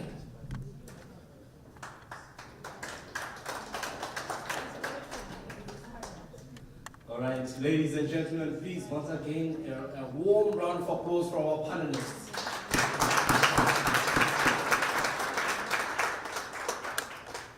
It is that time of the day where you start hearing sounds emanating from the lower regions of your body. That is lunchtime.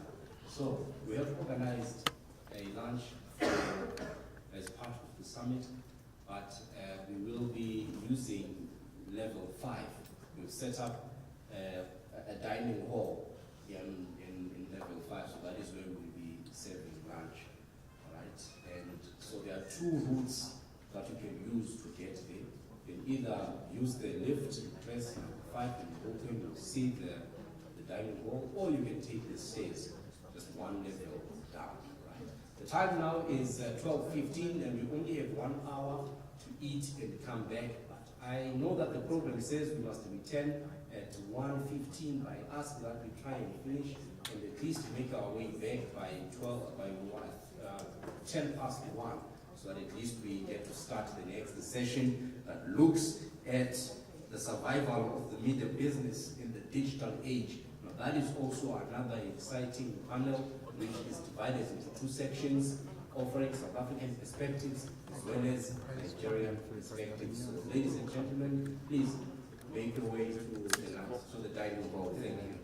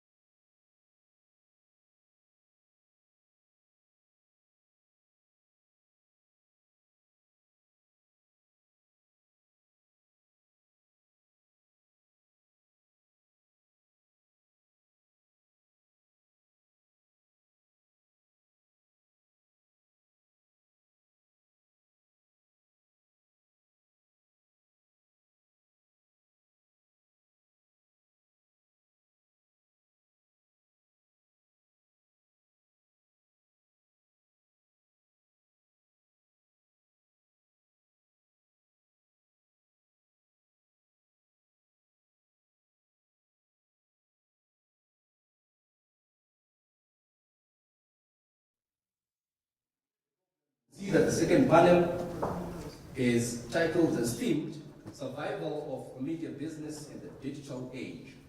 You also notice that it has been divided into two.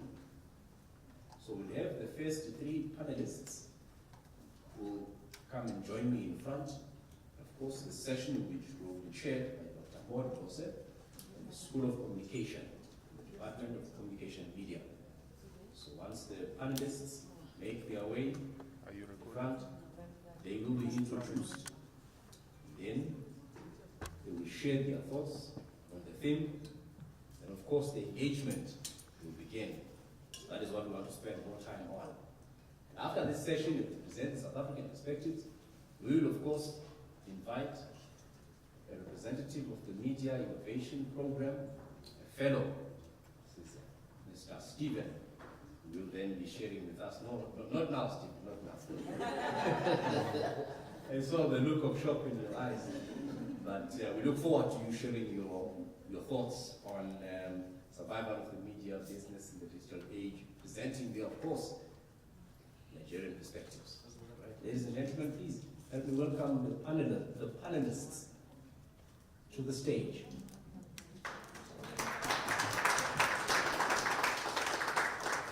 I'm now handing over to Dr. Maud Bose, who is chairing this session.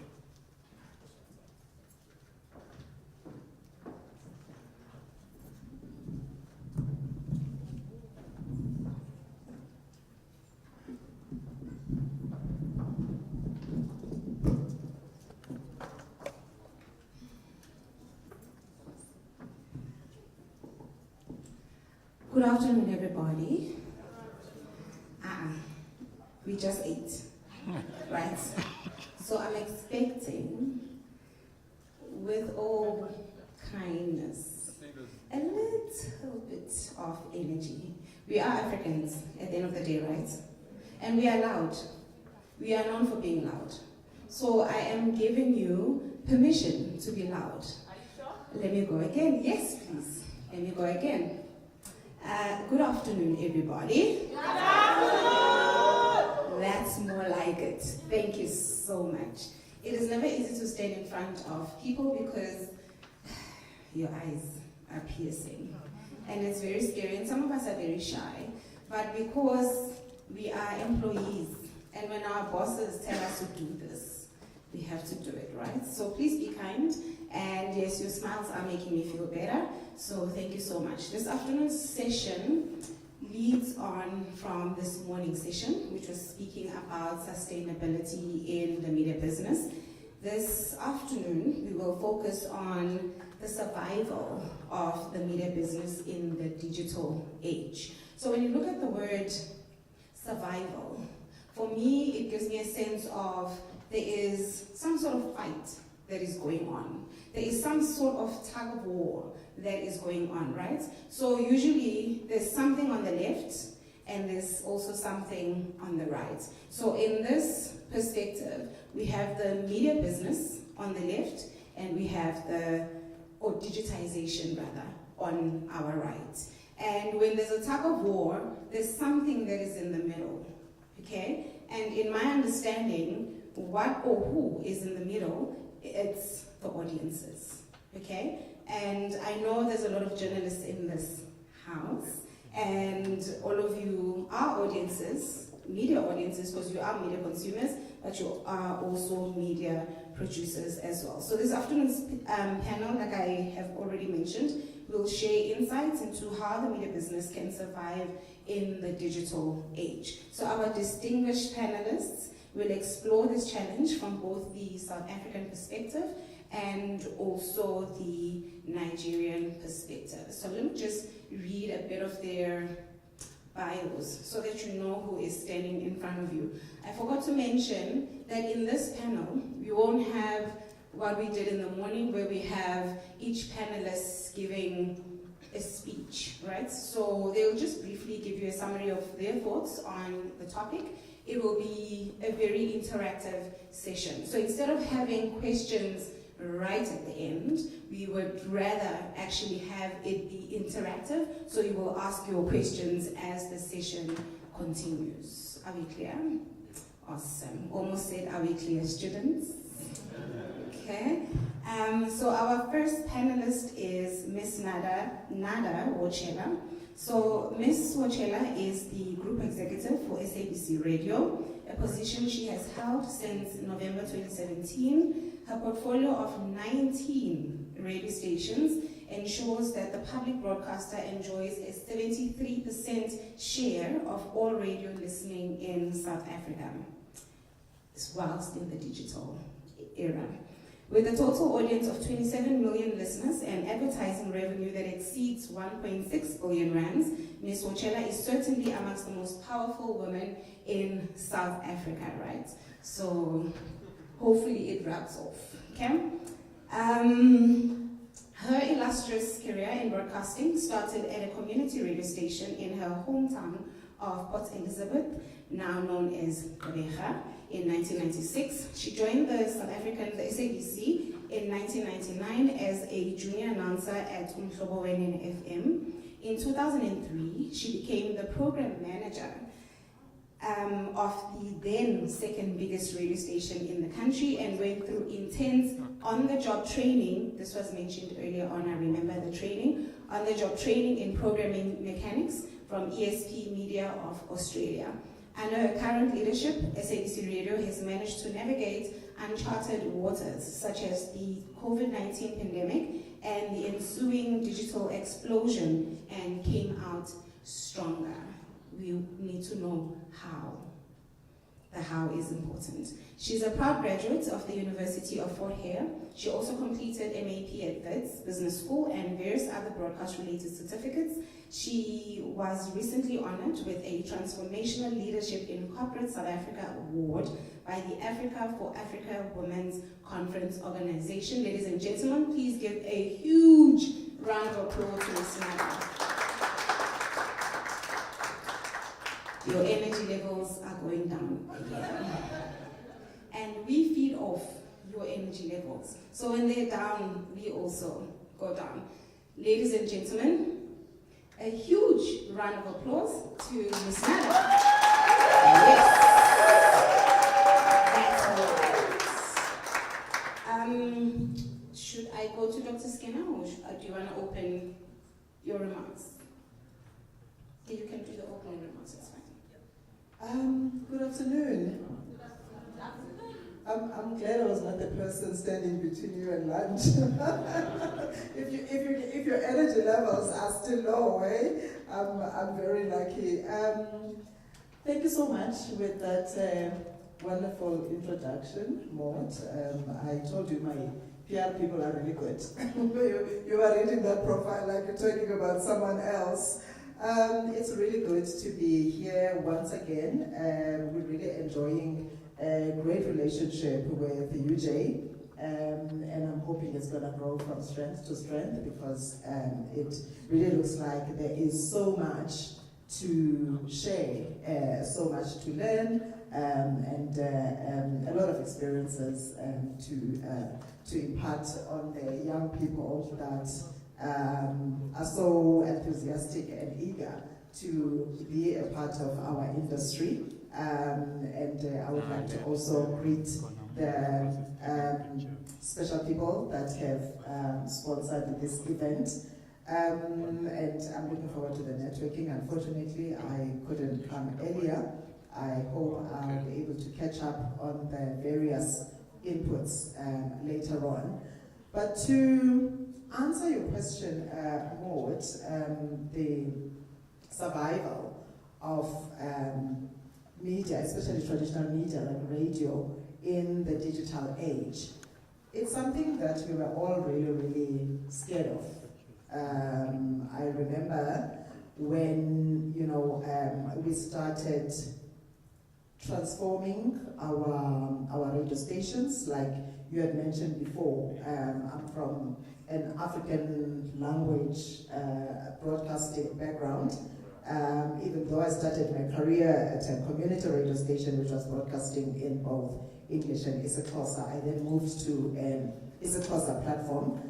So our ALS platforms, African language services, mostly traditional. we employ a lot of traditional ways of putting together content.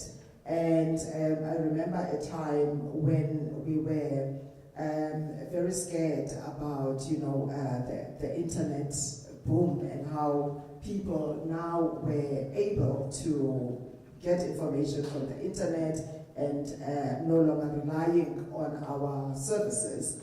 It was a really scary moment, so much that a lot of our personnel at the time were scared they're going to lose their jobs. And maybe some of them did, because we got to a point where we tried to upskill, and there were people that were really refusing to be upskilled, or people when they say you can't teach an old dog new tricks. That's when we then started even changing the way we operate in our business and started bringing new or young people, with new skills on freelance contracts. We changed even the way we contract with our personnel because of the internet, the birth of the internet.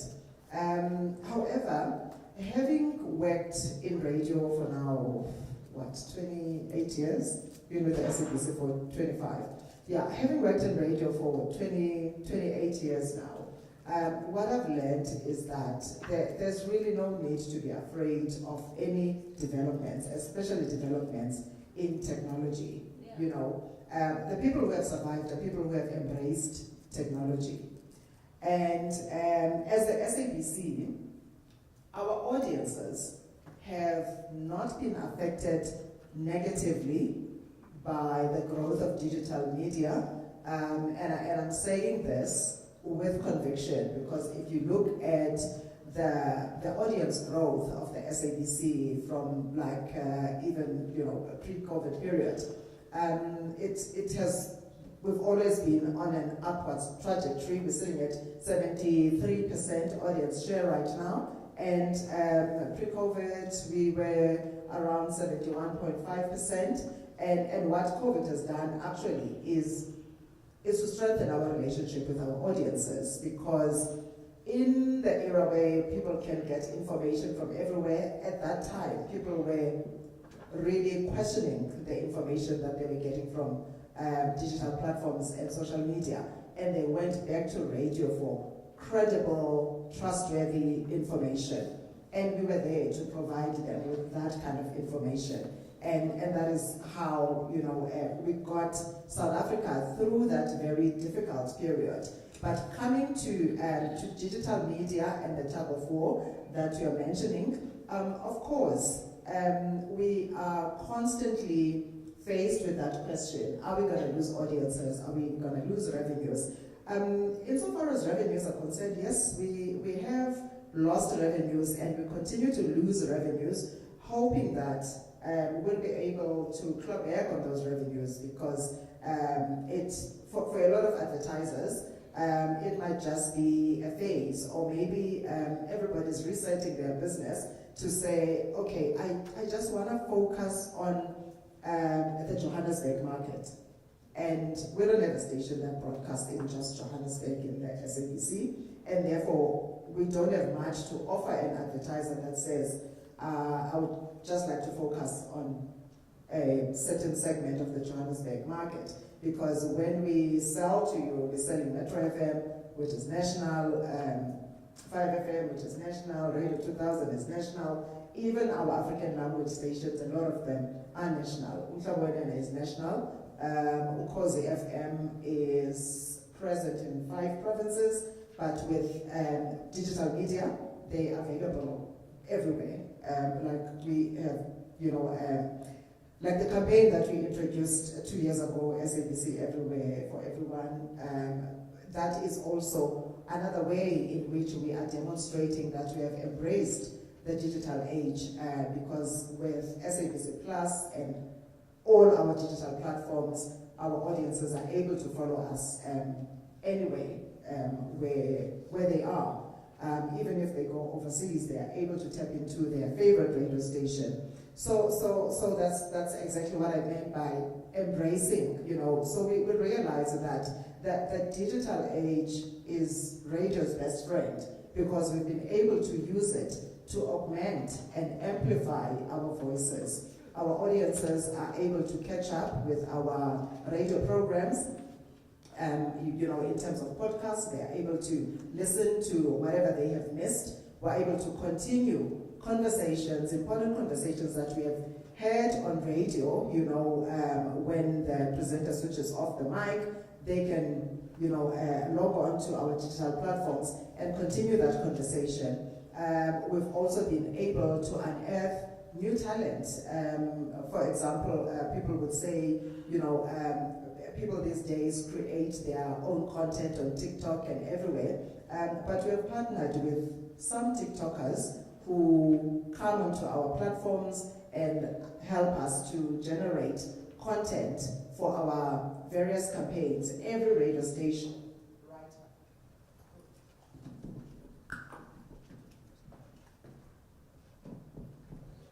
You will notice that every radio station today has a YouTube channel, has a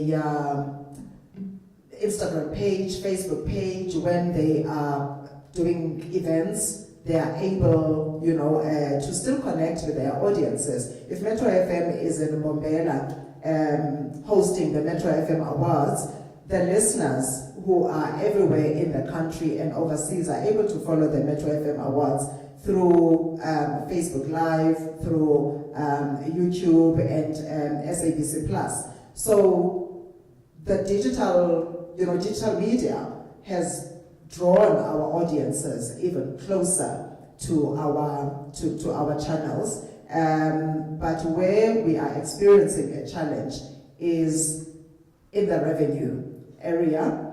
And we have been discussing this quite a lot, that we're also finding ourselves competing with the very same presenters that should be assisting us, you know, with revenue. Because a client will come and say, I just want to use Dale and Oliver, so I'm going to focus my advertising on Dale and Oliver's page, and then I will pay maybe for a few spots to drive audiences to his page.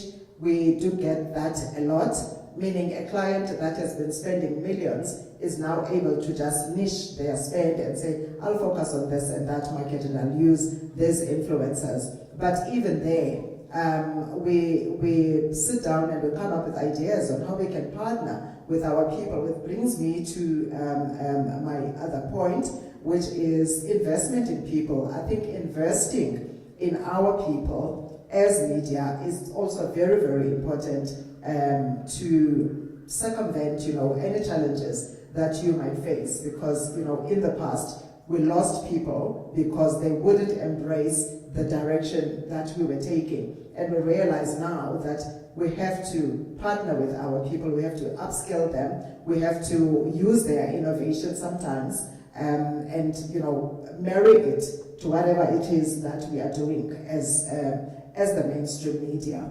So I will end there and hand over to Kate. Alright, so let me introduce you first, Kate. Am I audible, colleagues? Yes, I am, right? Awesome. So just to say a few things on what you said, just so that we ponder on those, and also the audiences, please start jotting down your questions, because remember I said that it's going to be an interactive session. So one of the things that I'm taking away from what you just said is change is inevitable, right? So it happens whether we like it or not, okay? And digital tools are forcing us to be innovative as media personnel, okay? And one of the things also that you have mentioned is you touched a bit on language. I'm big on language, right? If I could, I would address you guys in my home language. But because you all come from different beautiful parts of Africa, we don't all understand each other's languages, so hence we sometimes are forced, in a way, to address each other in a language that is common for all of us, which is English at this point. So speaking of language, when you spoke of language, you reminded me of the quote from the late Nelson Mandela, where he says, a lot of us are familiar with it, if you talk to a man in a language he understands, that goes to his head. If you talk to him in his language, that goes to his heart. And I'm mentioning the issue of language because it's one of the things that we seldom look at as media entities in terms of, yes, fine, we're packaging stories, but how are we packaging them?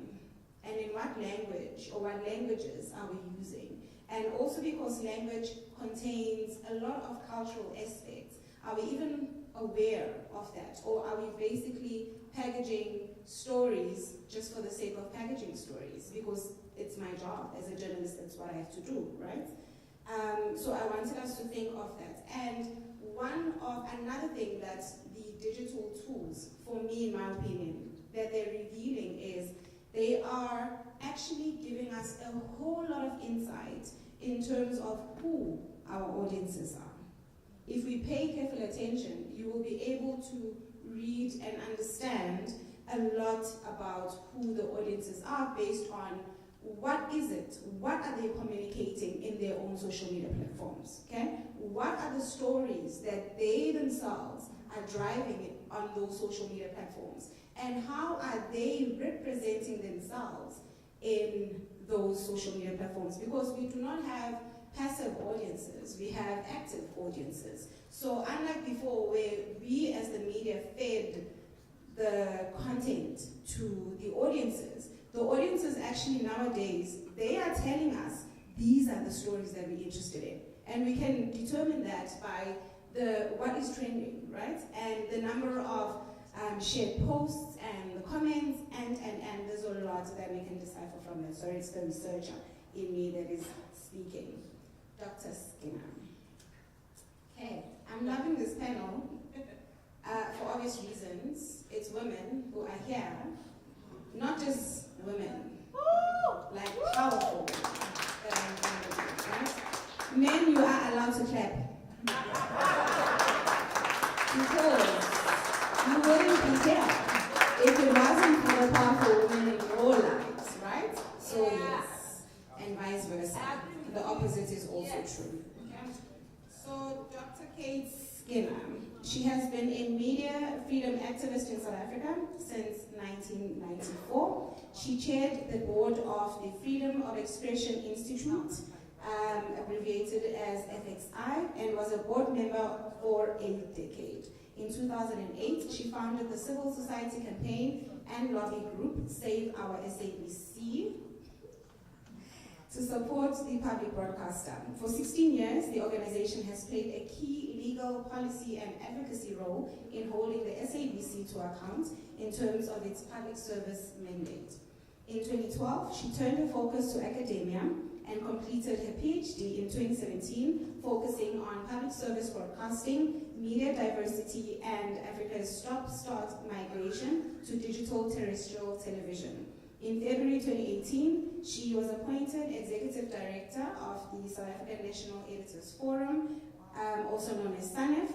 In July 2021, she took over as Executive Director of the Community Media Online and Print organization called the Association of Independent Publishers, AIP. Kate has contributed and written a number of academic papers. In 2022, South Africans and numbers, standing on the podium. It's always a disaster.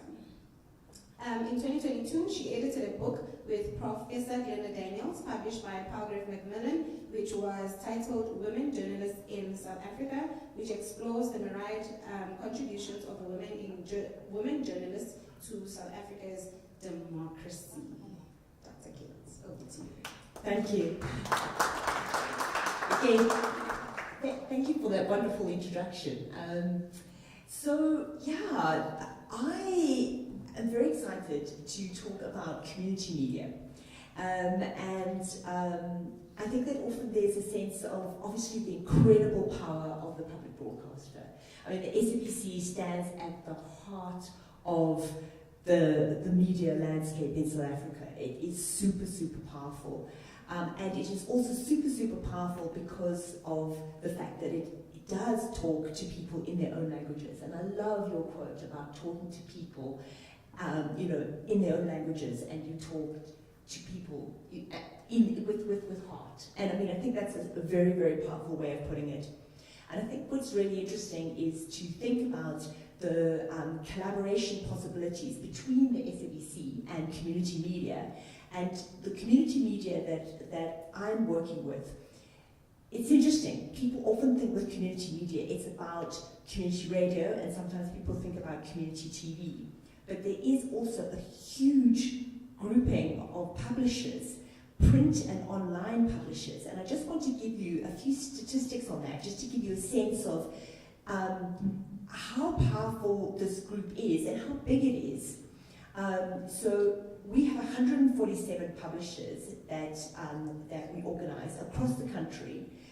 They're generally in the areas that the mainstream media is not. So it's rural areas, it's in townships, it's in informal settlements, small towns, and it's in all the languages. So it's in all 11 official languages, like the SABC. When you look at the numbers of copies that are produced on a monthly basis, it's 2.5 million copies.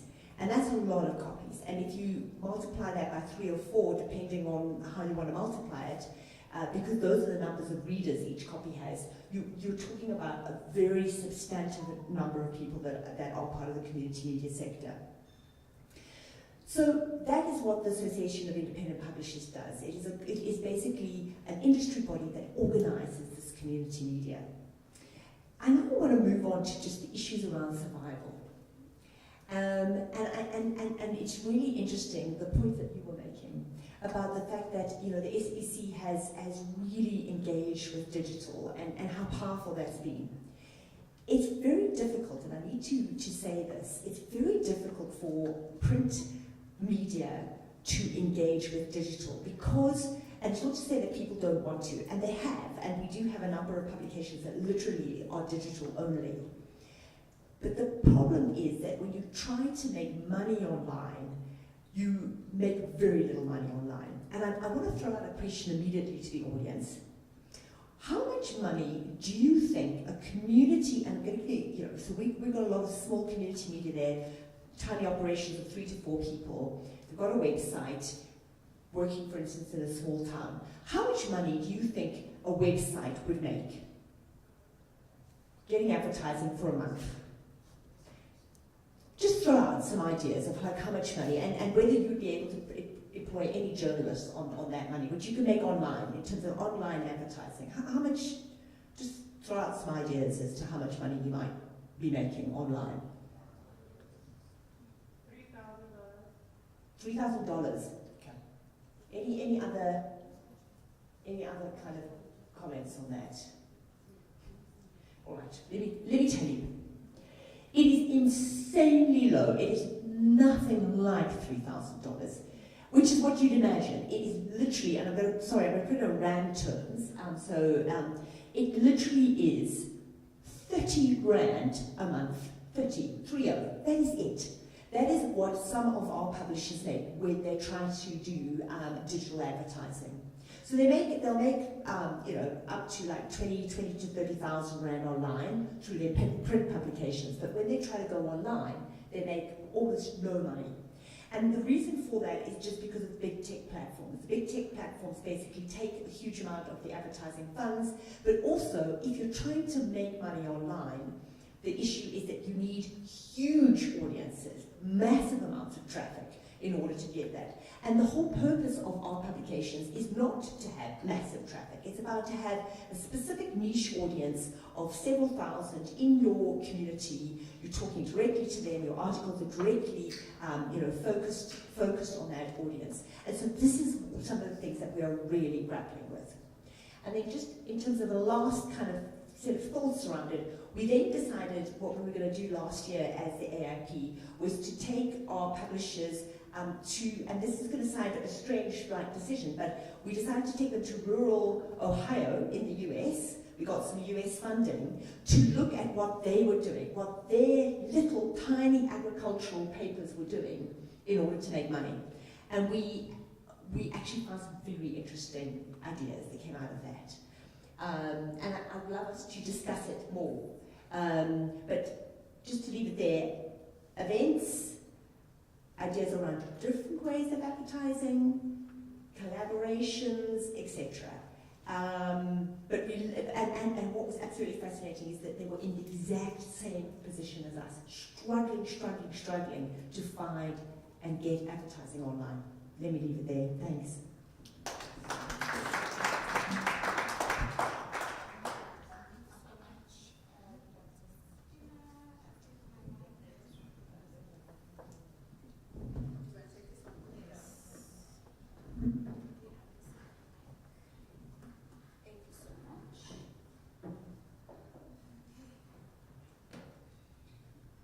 Thank you so much, Dr. Skinner.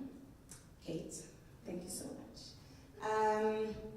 I am looking forward to hearing the ideas that you learned from that side, because I think it's very important for us so that we also have tangible ideas in terms of how to be innovative in our own various media entities back in our home countries.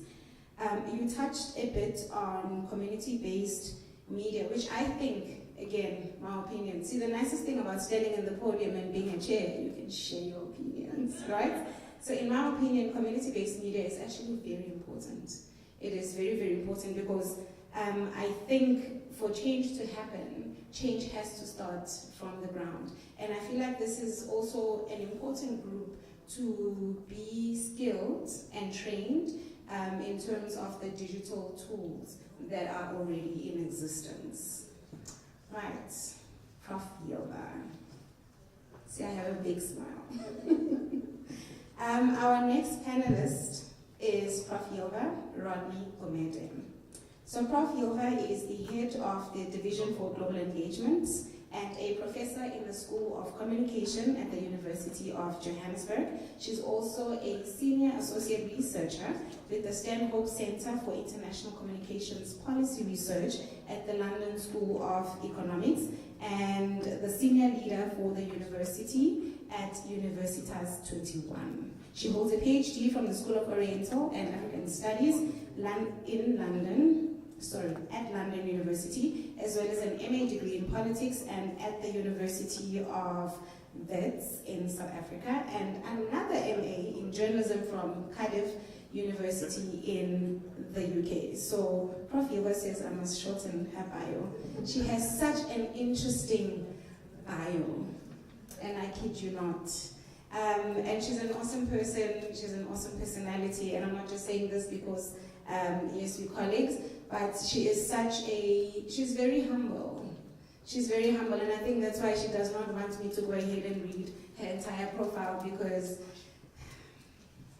it is amazing. Prof. Gomede. Yeah. So, from the academic perspective, right? So we do a lot of research, especially as media practitioners. We used to be media practitioners, but I think we'll always forever remain media practitioners. Hence, we are still interested in what is going on within the media industry. And a lot of our research is based within that. So in terms of maybe some of the research that is currently happening, some of the voices, some of the debates that are currently taking place, what are some of the pointers that you can share regarding survival of the media business and within the digital age? Yeah, survival of the fittest, we could call it as well, I guess. But no, I think there are a lot of interesting things that's been said. I want to take it back, not take it back, but maybe look a little bit. I wanted to talk about business models, and I'm going to do that. But maybe firstly, some context. If we talk about digital and digitalization of the media more broadly, and not only the news media, we talk about a span of about the last 15 years or so. If we go back 30 years, if we try to mirror the South African democracy, and that's a little bit where Kate started, and I'm not going to, it's going to sound like, we'll talk it up later, my friend. But 1994, our mediascape was tangled up in one particular point in time and a historical transition to democracy. So in a kind of a triple helix of a media, where we have the political framework, we have then the digital framework that's come in the last 15 years, and then which has also impacted hugely the resource environment and this idea of thinking about business models and revenue streams. The South African news media was very preoccupied with the political transition. We were very focused. Save Our SBC, for example, came very much out of this idea of transitioning from a state broadcaster to become a public broadcaster, for example. So the questions were very much tangled up in those kind of issues. If we, that takes us sort of from 94 to 2009. If we then come fast forward to the last 15 years, we've been thinking about digitalization, and the digitalization came to the public broadcast as well, and Katie was really quite ahead of the curve there as well, working on the digitalization and trying to foresee what would it mean for audiences in South Africa and so on. But that's sort of the broader context. So coming back then to business models. If you think about the news media more specifically, and particularly the news media that we've been talking about, we've been talking about the SBC, for example, and actually even a print media industry in many contexts in our own, that has been very pertinent.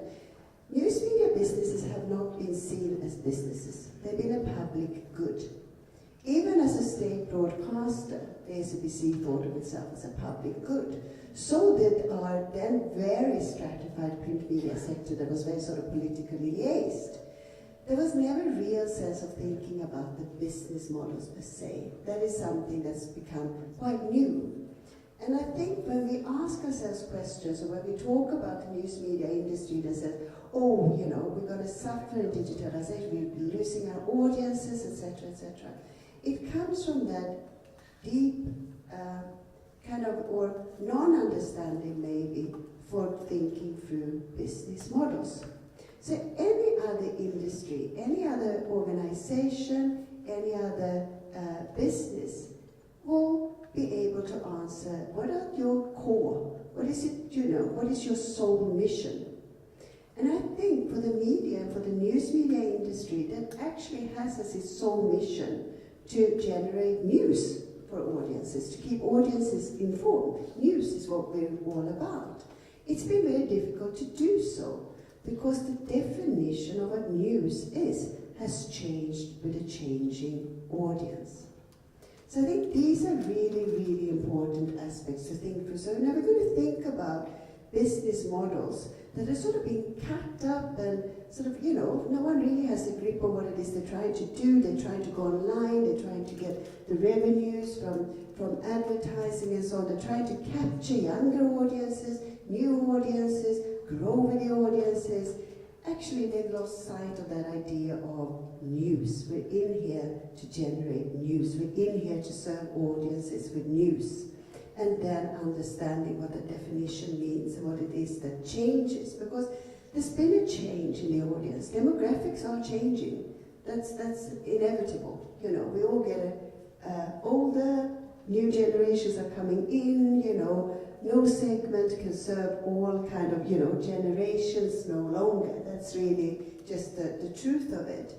And news consumption has changed massively, you know. How people consume news has changed, and also, you know, the audience expectations of what they want out of a news media has changed. And it all comes back to that idea of understanding what news is.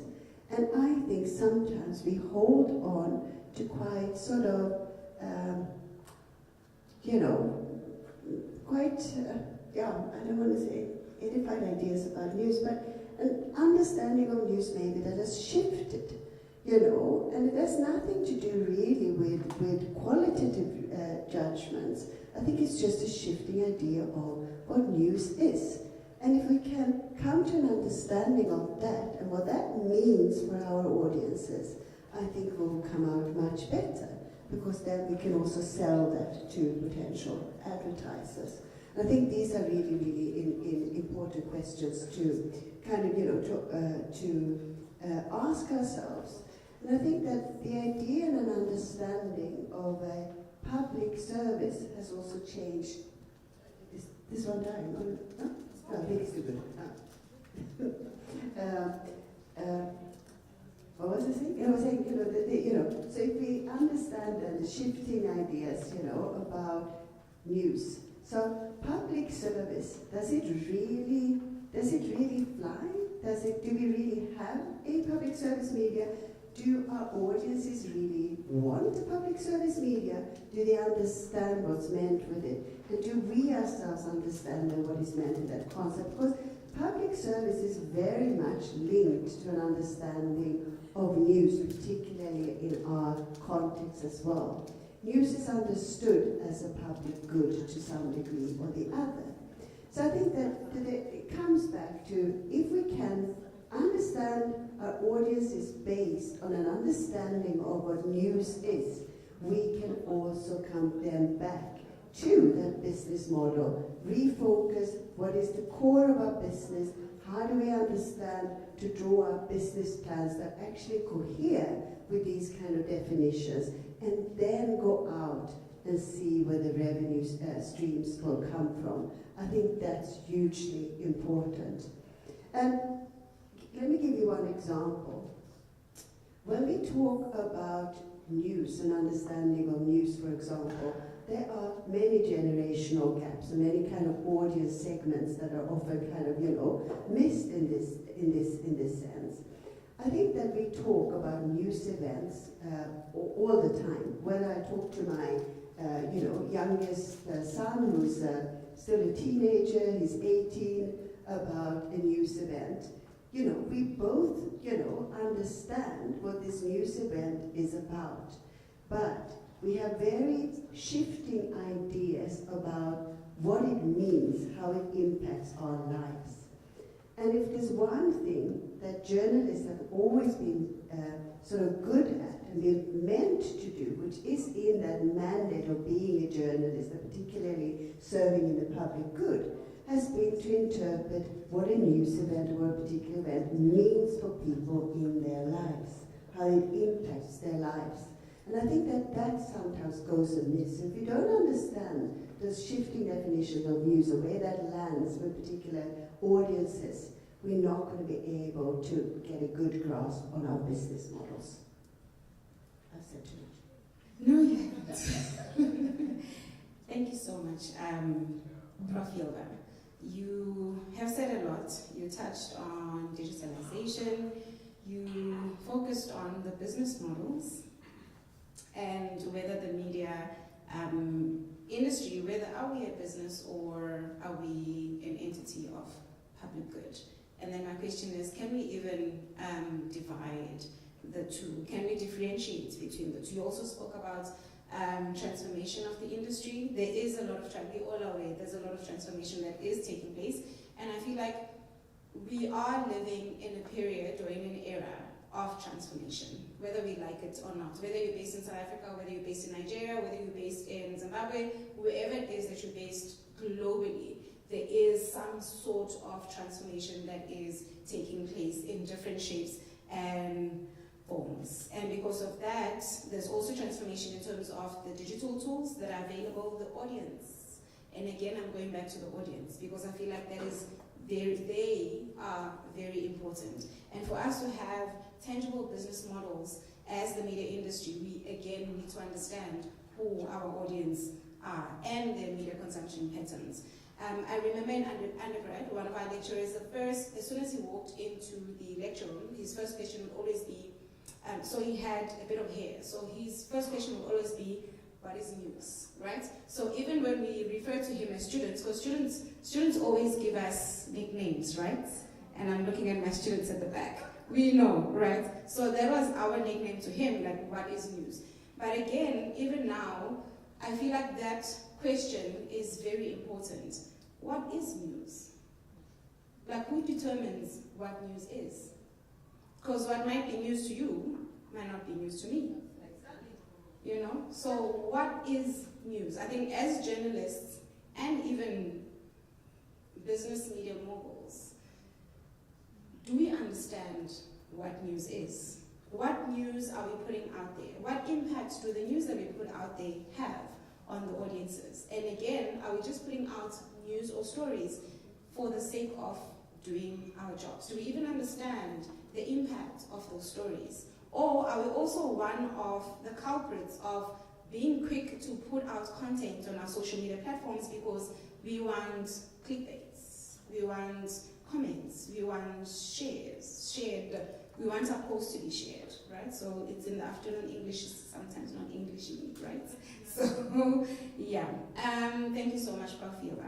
And I would now like to also call on our stage. Remember I said we'll do things differently. So this is supposed to be a separate part one of the session, but we'll just combine the two sessions. So I would like to call upon the stage, Stephen Angulo.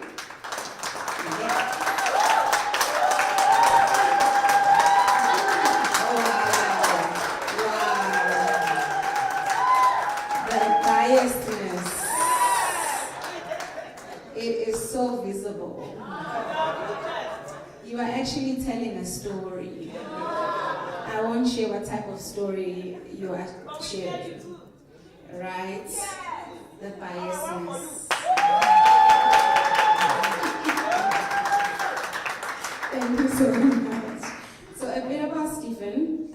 Stephen is a journalist, a columnist, and an author, currently serving as the State House correspondent for The Punch, one of Nigeria's leading newspapers. He holds a bachelor's degree from Ahmadu Bello University and has further honed his skills at the Punch Media Academy in Lagos.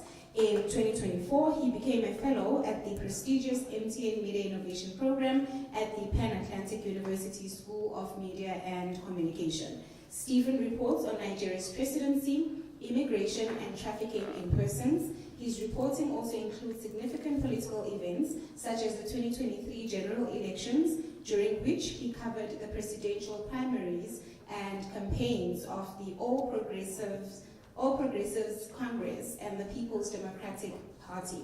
A United Nations trained sustainability journalist, Stephen was part of Nigeria's media delegation at COP28 in Dubai, where he wrote on Africa's struggle to balance economic growth with climate change commitments. I love that I'm for climate change. So you and I will speak. Stephen is a recipient of the Royal African Medal presented to 100 outstanding African youths by the Oni of Ife in July 2024. Congratulations. Besides his journalism career, Stephen is passionate about promoting a reading culture amongst the youth. I did say we have something in common. His TEDx talk, titled Changing the World Through Reading, highlights his belief in the transformative power of reading for growth. In 2022, he authored The Ultimate Reading Guide, Easy and Proven Hacks for Choosing, Reading, and Gleaning the Best from Books, an interactive book offering practical advice on building a robust reading habits for young adults and kids. That's not his entire profile, right? Because of time constraints, we had to cut it down. I promise it's only because of time constraints. Right? I promise. He was forgotten yesterday. Promoted. Congratulations, Steve. Okay, so we've heard, and you've heard, a lot on the South African perspective of how the media can basically survive the digital era. I'm not even sure if the word survive is the correct one, right? So we've heard from the South African perspective, but from you, we'd also like you to share your perspectives from the Nigerian side. Thank you very much for having me. Thank you to the organizers of this forum. I would like to say thank you to MTN, MIP, and the Pan-Atlantic University. And I've been listening to the beautiful conversation we've been having, quite insightful, honestly. And I hope I'll be able to do my bit to contribute to this wonderful conversation. The way I understand it is that I'll be coming up to make just a presentation on this, right? So that at least at the end of the day I can sit back and then we can continue with the conversation. Is that okay? All right, thank you very much.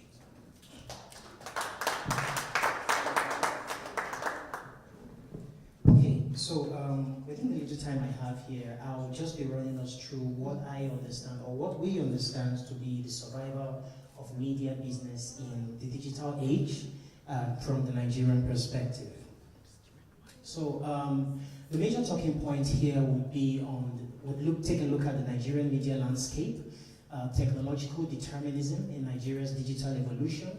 We'll look at, oh, sorry, the third point is not supposed to be there, kidnapping for ransom demand. I was overlaying another slide with that, sorry. So we'll be looking at cases in the Punch News. Well, I was doing a story on kidnapping and ransom demand in northeastern Nigeria, right? So it came up there. So I'm not a ransom taker, I don't.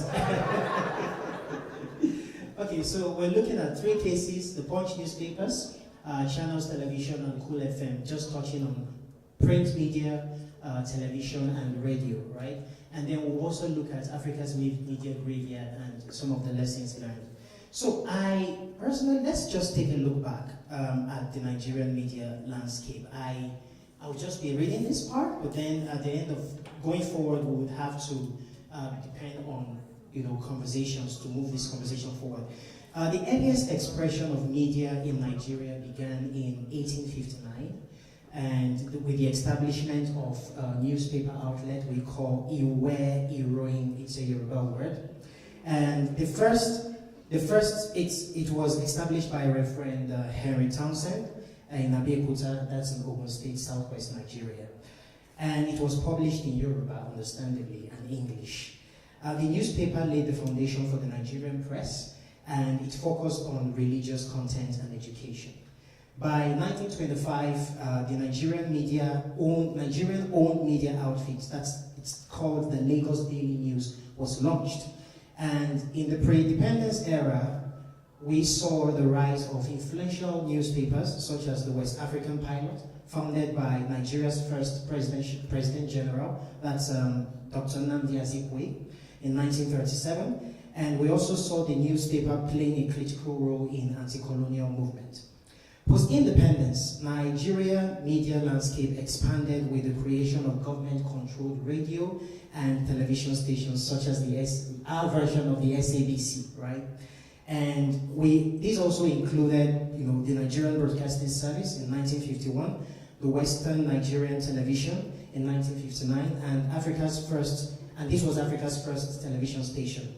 In the 1970s to the 1980s, we also saw the growth of state and private media, where we had the Punch newspaper, where I work, coming up in 1971, the Guardian newspaper, and of course, these 2 papers played a key role in becoming, they played a key role in the military regimes, right, speaking for human rights and all that.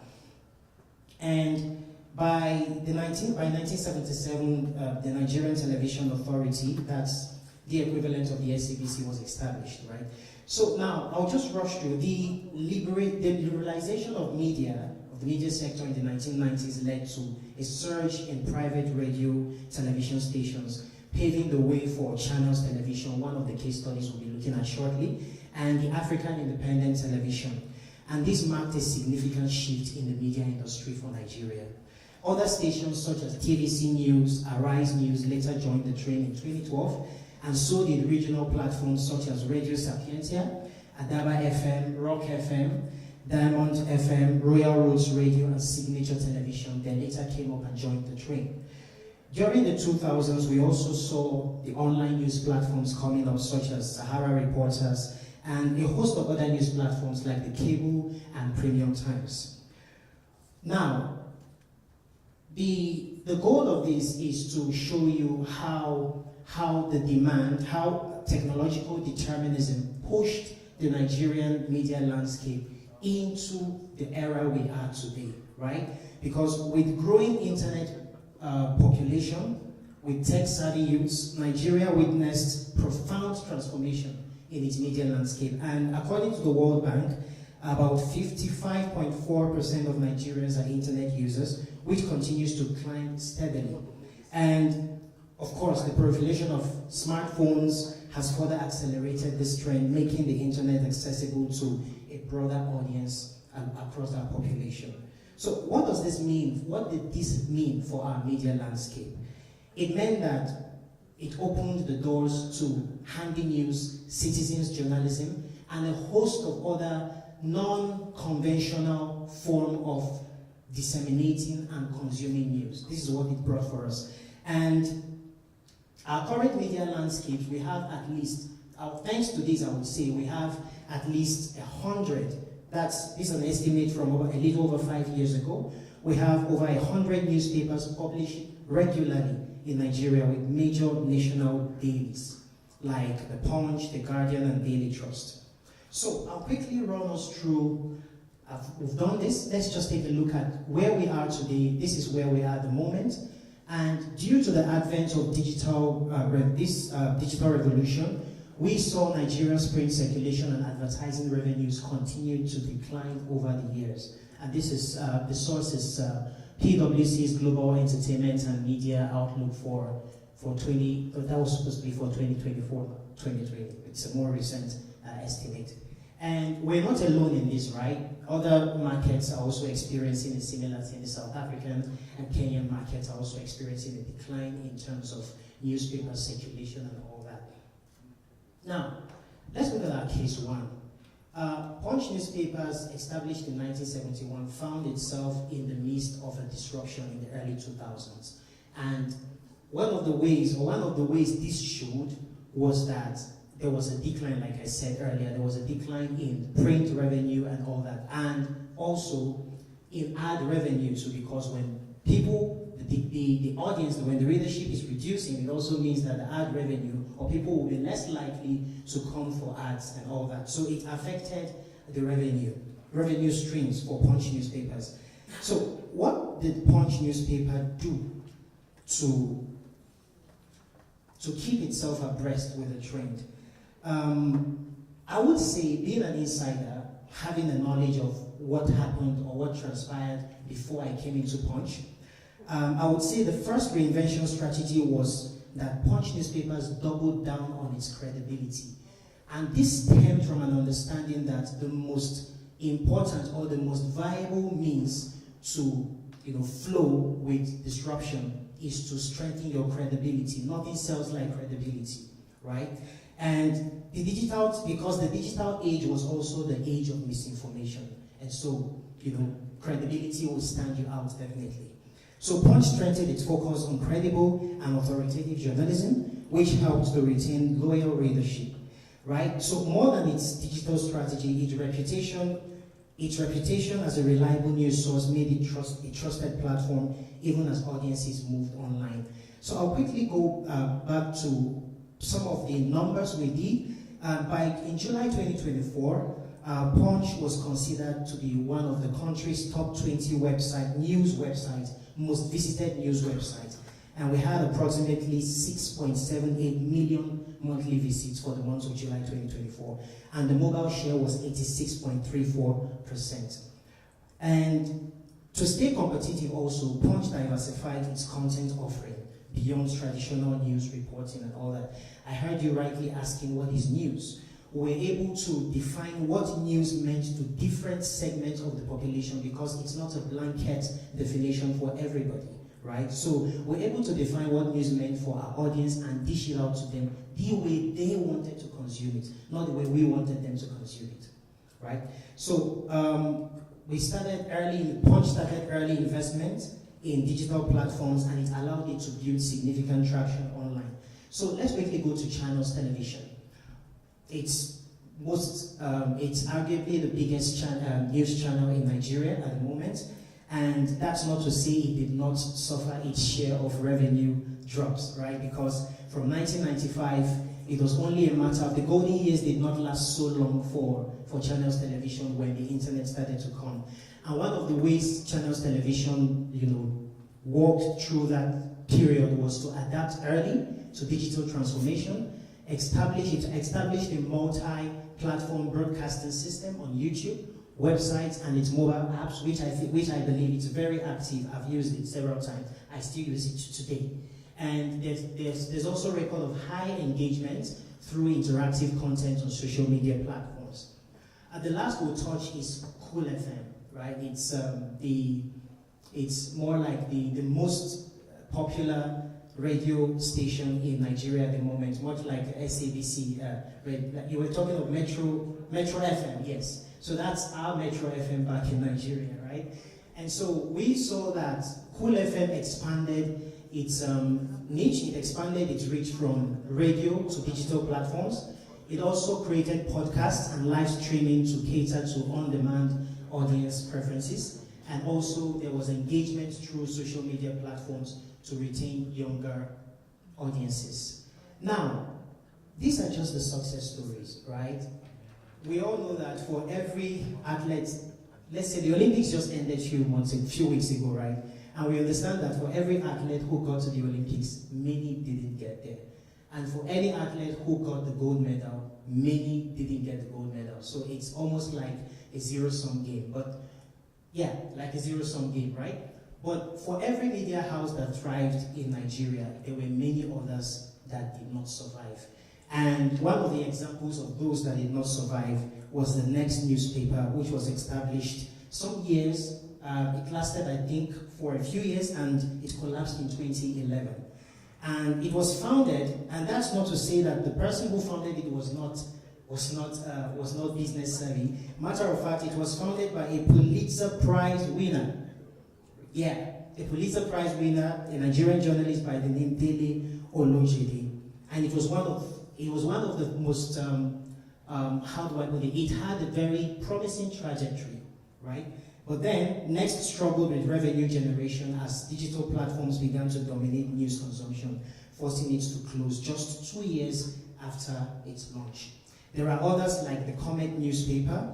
There were others like the Comet newspaper, the Concord, and there are many others also who are still struggling. They haven't gone under yet. We hope they don't, right? Ray Power, Radium FM, Silverbird Television are still there. There's still that struggle. You can see it in their operations and in their revenue generation, but they're still staying afloat. So, what are the lessons learned? Early adoption of digital platforms, that's some of the denominator we can glean from those that survived. And we also saw diversified content, where they were able to serve their audiences with the kind of audience that was, with the kind of content that best fits that audience. And then there was also the multiple platform engagement, strong brand identity and credibility, and of course, innovative monetization strategies. Looking forward, what do we see for the media landscape in Nigeria? I'll borrow the words of Clayton Christensen. He said, in the media's case, the basis of competition is changing rapidly because of technological shifts. Innovating our products won't help. We must innovate our business model. Innovating, and I add, the second part says, innovating our business models will also require migrating. This is mostly for print and for other platforms too. Migrating from ad revenue to reader revenue because subscription is still king. And however, the ultimate business model for media businesses in the digital age is truth and credibility. Thank you very much.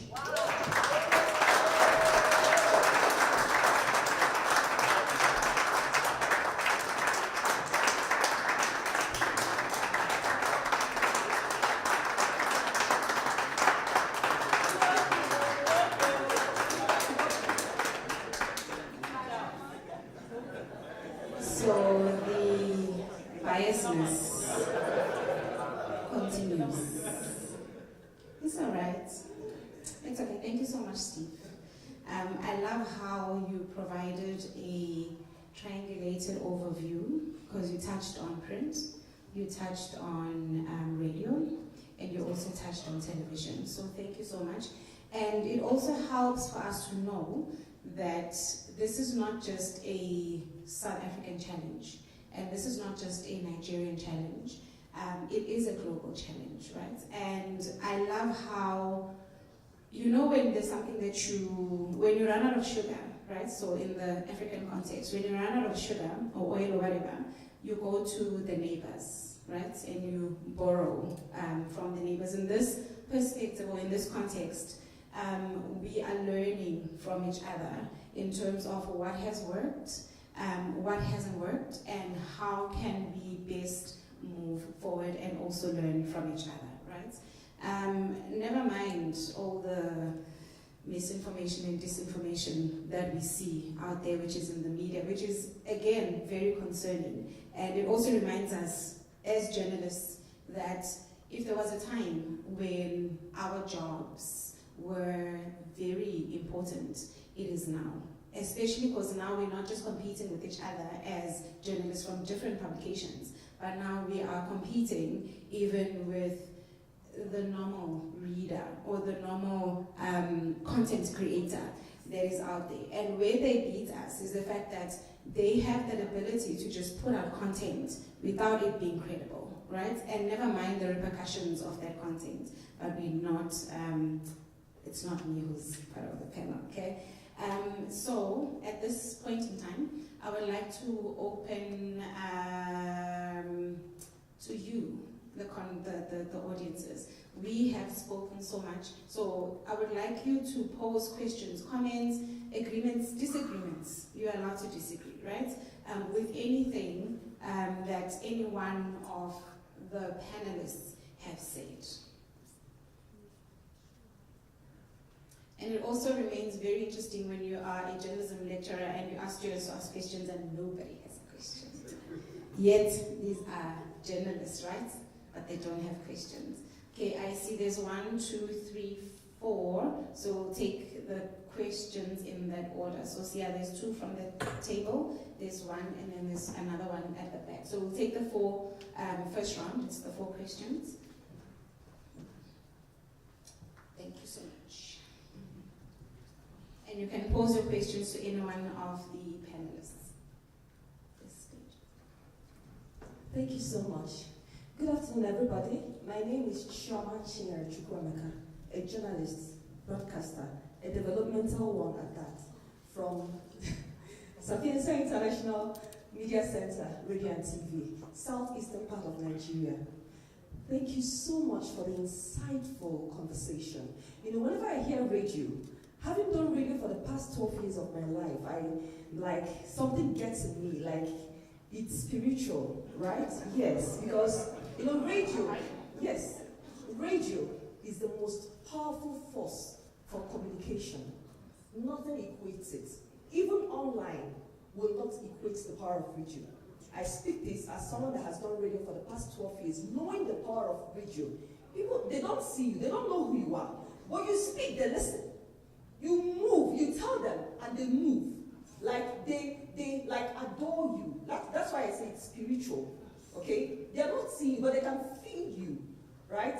And when it comes to sustainability, I strongly believe that radio will not die. I believe it with every sense of responsibility. Radio will not die because of that ability to reach to the locals. You know, when you're talking about the rural, people in the rural areas, they don't have internet, number one. There's a large case of digital divide, okay? And for them to have access to information, they still stick to their radio. In their farms, they have their small, we call it balasa phone. The transistor radio, even the phone, the little phone that don't even have internet, but it has radio. They can have access to information. So I strongly believe that the radio will not die. But that aside, it's also good. I align with what she said, the chair of SABC, I align with what she said, which is, as these digital platforms are coming up, as a radio presenter, as a broadcaster, get on these digital platforms so you can reach different forms of audiences, different people. You want to talk to the rurals, you speak their language. You want to talk to people that are in the urban area, you speak their language. In that way, you are able to communicate to every strata in the society. And like I always say, radio will not die. It remains the most powerful force for communication. Thank you.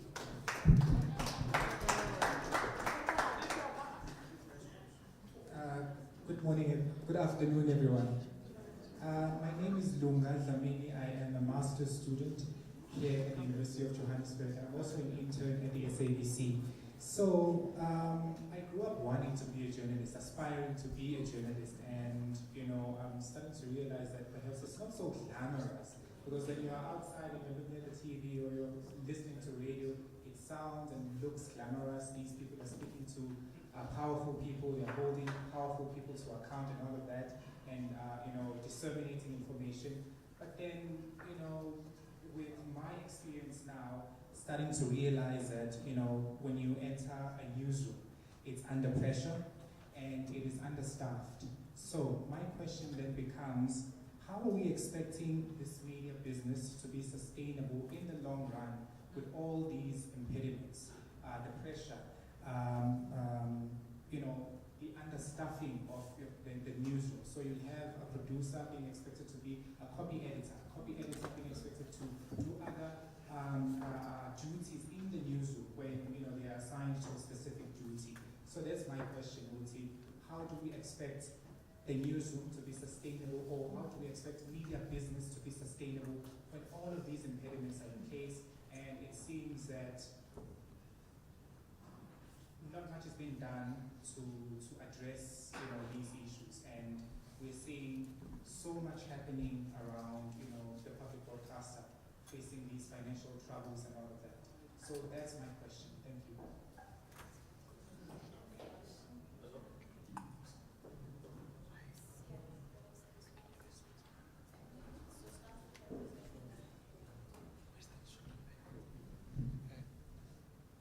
Okay, good afternoon, everybody. I am Oluwadunsi, and I work at MTN Nigeria. It's a digital media platform with the focus to amplify the best of Africa. My question is to Ms. Watshela, specifically, but anybody can answer. You mentioned that SABC radio was not affected by COVID because there was a lot of fake news and people ran to SABC because they wanted quality news. I want to know how that has played out in 2024 compared to 2020, because just like she mentioned, today a lot of media platforms, especially digital media platforms, are competing with creators, social media influencers. So it's very difficult to get engagement and traction if you are not giving the audience the kind of news that they want. And on social media, the kind of news that sell are usually either bad news or conversations that I feel like are not too relevant, or permit me to use PG, what I call shepherding news, basically. So how have you been able to marry the chase for traction and engagement while maintaining SABC's voice and quality content?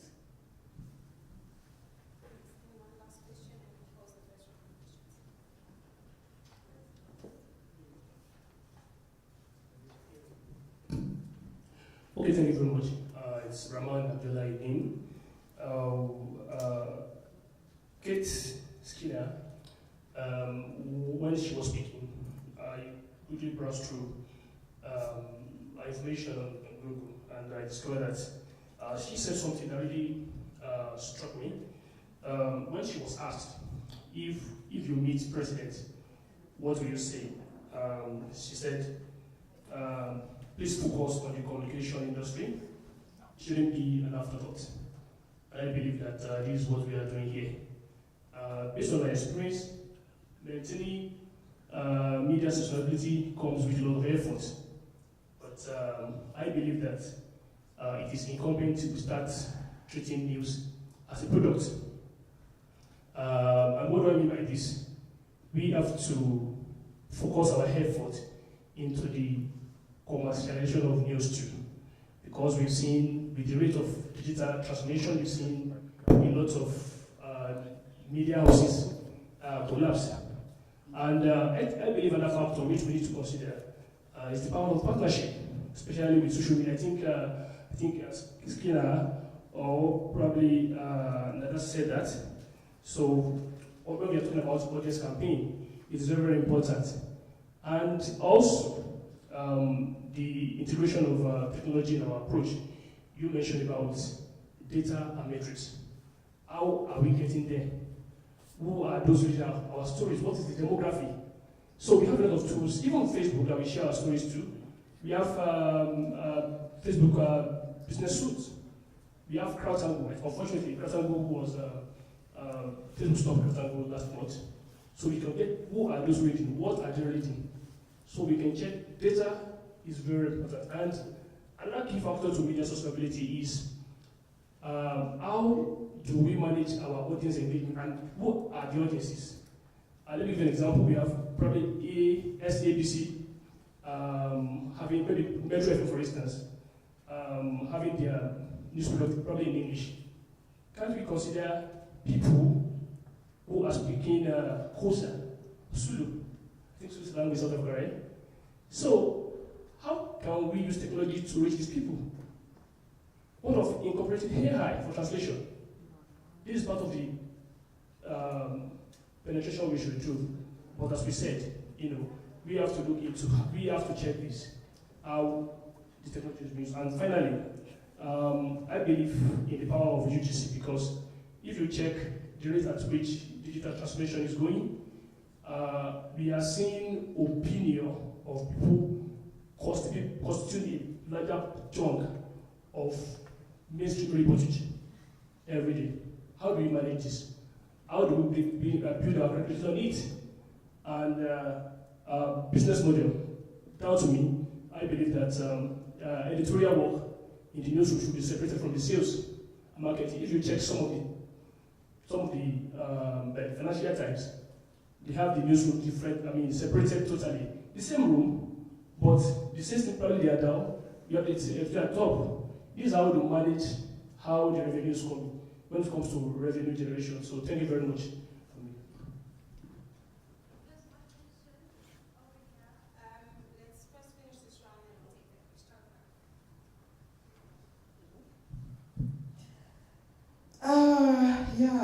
I feel I need to respond to Chioma.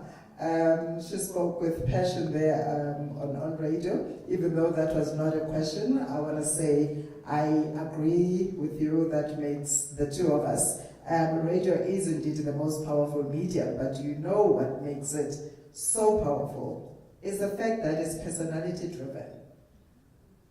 People remember how you make them feel. So a lot of our personalities make people feel special. Remember, a lot of people, are going through something, and a personality can say something that would make the person, even if their situation was hopeless, to start thinking that there is hope. I can try this, I can try that. There's a personality on Ukhoze FM, Usistudu Khoza. She's over 60 now. She is still the same person she was that I listened to when she was in her 30s. Usistudu, last year, Ukhoze had partnered with one of the municipalities, and when you're going towards an election, there's a lot of protests going on around. So they were going to do an event in that community as Ukhoze. So when they got into, when they entered that location, there was a protest and people were burning tires and there were rocks on the road and they couldn't pass. She got out of the OB van and she spoke to them kindly and said, "We are here only to do our jobs. Can you just remove them? We will tell them about these complaints that you have. We'll tell them about all these grievances. We're going to make them account." And they just opened. And the protest ended right there and then because Lady D spoke.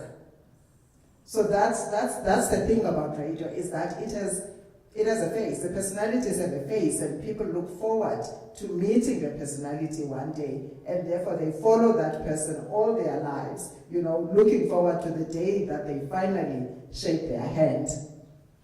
But coming to your question, Lunga, it is true, and I know right now at the SABC that things are not easy, especially in the news front. And the biggest challenge right now is that even though the SABC has really cleaned up its act and reimagined or rebranded its newsroom. I mean, you will remember the Dawoodi days. Nobody wanted to hear anything from the SABC in terms of our news broadcast. And today, we are back at the top. SABC News Channel, Channel 404 on DSTV, is the most watched news channel in the country. But you still see, you see much less advertising on that channel than on the other competitor channels, which would make someone think that maybe news doesn't sell. Maybe we're flogging a dead horse here. But you just have to go back to the drawing board and look at the business models that Prof mentioned here. Why are we here as a public broadcaster? And how can we make the job easier on our journalists? Our journalists don't have to worry about the money. They have to worry about producing credible news and serving the South African public. And for radio, that has been really a very big responsibility. It takes about R1 billion to run our newsroom. We have the biggest newsroom in sub-Saharan Africa. SABC is the only, media organization in the country that has a newsroom in every province and producing news in every language. So that makes our newsroom that big. And news, especially in the public broadcasting space, doesn't make money. And also, we're not funded by the government. I know in many countries a public broadcaster is funded by the government, but the SABC is not funded by the government. And I wish Kate and Co one day can pick up that fight with the government, that you don't have to fund everything, just the public mandate. It would make our jobs very, very easy. So how do we survive? And I think that this will also answer your question. How do we make sure that the SABC stays relevant and our newsroom is able to deliver fresh, credible news on the hour every day? We've had to look at the other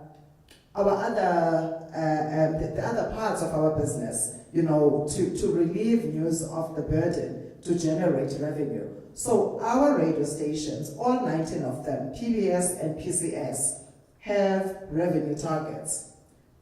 Public broadcasting stations at the SABC have revenue targets, and some of them have targets that even exceed the commercial stations. Because the FM delivers about 350 million rands per annum, which is close to what Metro FM delivers, and Metro is a commercial radio station. So what we have done is that our public mandate is so popular to South Africans that it presents opportunities to advertisers. We produce dramas. We're the only ones that produce radio dramas, and we still produce radio dramas. A lot of people think radio dramas are dead. No, in South Africa, radio dramas, it's our way of telling our stories, and it gives a lot of young people an opportunity to write and actually publish stories in their own languages. So we take stories from people in the communities. We have drama actors that go to these stations and act in this place. And that we have packaged and presented to our clients as an opportunity for storyline integration. Let's say a character dies in the drama. Then we go to Avbob and say, there's going to be a funeral in the drama. Why don't you sponsor a few episodes around that specific storyline? And they find, because advertisers are also looking at alternative ways of advertising. The classical 30-second sport is no longer popular, is no longer effective. And so they're always, talking to us about selling them something different. So we sit with our creative teams and we say, there's a drama, there's this storyline, you can sell it to this client. In the eventing space, we also making a lot of money. Station like Metro FM, they've got a property called the Heatwave in December. We don't spend a cent on the Heatwave. And it is the biggest event. Last year on the 31st of December, Metro had these parties in 3 cities. They were in Durban, Sun City, and Cape Town. We just throw it out to the promoters and say, Metro FM wants to be in Sun City on this specific day. Can you put together an event? You can take all the revenue from ticket sales, but if you can pay us this and that, then we will be there. And we lend the event our name. It's called a Metro FM Heatwave. It's called Metro FM Tap into 2024 or Tap into 2025. But we're spending somebody else's money to give that experience to the audiences. Because like I said, radio is personality driven. People still want to go to the events of radio stations so they can see the personalities. And sometimes, because we have TV platforms as well, we can pull 1 or 2 personalities from television and make them, be a part of whatever event that the station is hosting. We're also doing merchandise now. We've partnered with a lot of entrepreneurs. There's a guy in KZN, he produces the traditional Zulu shoes. They're called Ibadada.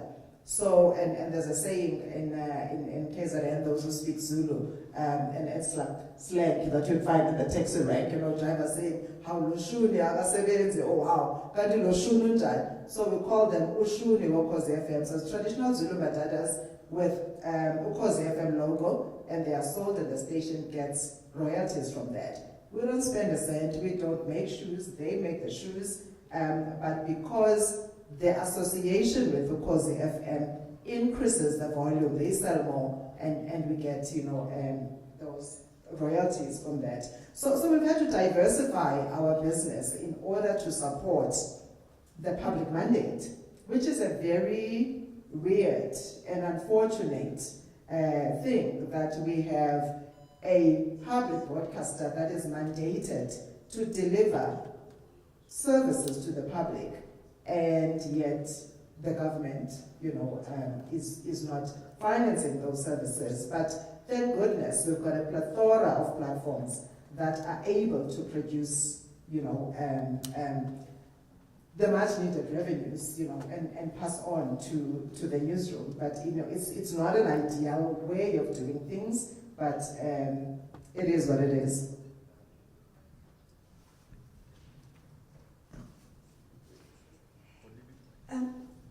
So just to answer some of the questions, so again, I just want to say, that very powerful point that you made about audio and how incredibly powerful it is. I totally hear what you're saying. And what I think is quite interesting, just thinking about our members, what we started to do is, so despite the fact that it's so incredibly difficult to make money online, we still believe that we need to experiment. And so we've started to do a lot of podcasting. And what I find really interesting with podcasting is that a number of our members have also started to do podcasting in all the different indigenous languages, and with local personalities. And the power of using local personalities to talk about local problems has been something super powerful. So that I think has been very interesting.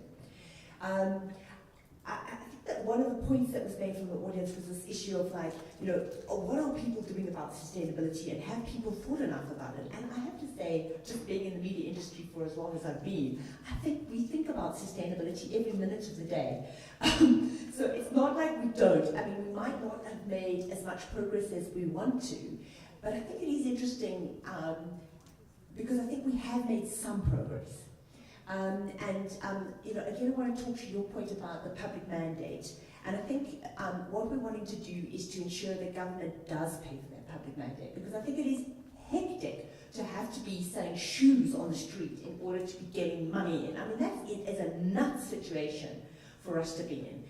So I think what we've got to do as a collective, and I think again, some of the things that I'm looking at is that we need, as a media industry, to collaborate like mad. We should not be competing against one another.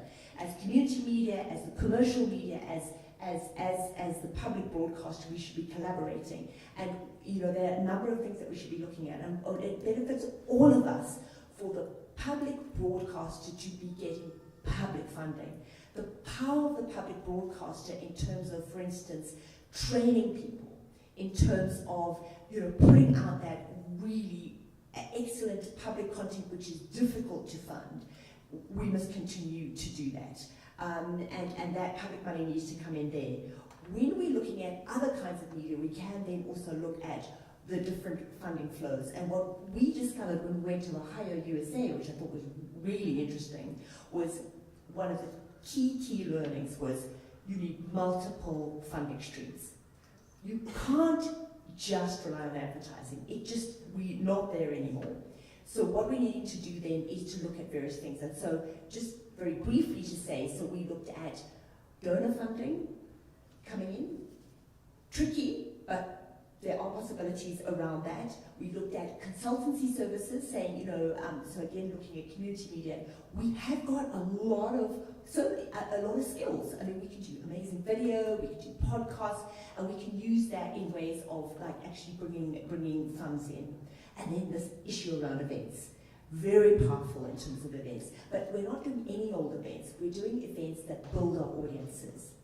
And I think that is one of the key things, is to say we must gather data about our audiences, we must do things which are interesting for our audiences, getting speakers in that are particularly relevant to those particular audiences. So there's something very important and powerful there. So yeah, let me leave it there. Okay, one last comment about commercial, you know, having that commercial focus. And again, I think, you know, one of the things that we looked at again from Ohio was that and even if you're a tiny media operation, you need to look at the business models, and you might then get one person, and you might share that person across a number of radio stations or maybe a number of publications to do that commercial work, which would be getting in the advertising, getting in the funding, looking at eventing, etc. But there is that interesting collective thing of finding a person that can do that work. But don't ignore it, you've got to do it. Because otherwise our media is really going to be, it's going to be quite thin on the ground, because it's a real struggle out there. Thanks. I know you need to run. I think that the guests are going down to UJTV, so I think they need to wrap up. I wanted to say something quickly. I think that when the media really comes to the fore and to its best, for all the wrong reasons, so to speak, is when something big happens, like the attack on Gaza, for example. Then all of these other concerns kind of go out the window, and our concerns about the editorial ethics comes to the fore instead. Hey? And last comment on radio, because radio, of course, in Africa is fantastic, and there's no other medium that has so much psychology behind it. Hey? That voice on the radio is so important, and we can imagine anyone you know, belonging to that voice, and that's an amazing, powerful thing.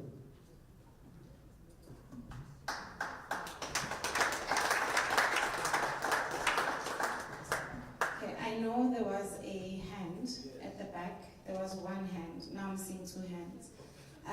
I'm looking at the time, and as I stand here, I'm told that we need to wrap up because time, we really are running behind. We've run over actually our session. If I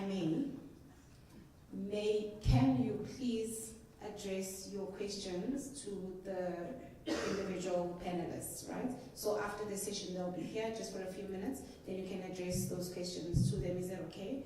Thank you so much for understanding. You all have been an awesome audience, and we have learned a lot from our panelists. Thank you so much for availing yourselves, and thank you so much for sharing so much knowledge and so much insight in terms of how we can actually survive the digital age as the media. Just a few last words from my end.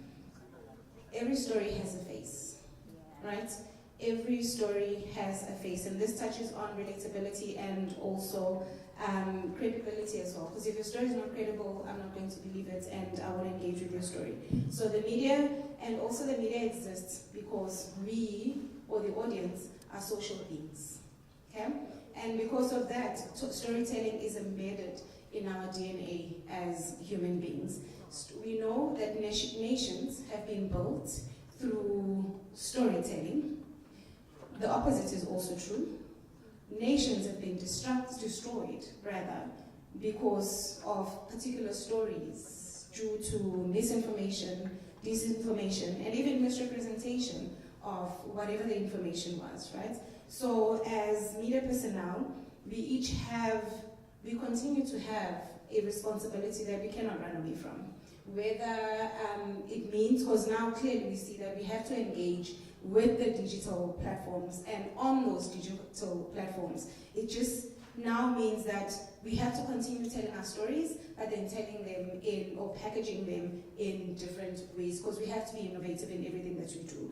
With that being said, thank you so much, and I will hand over to Dr. Zondo.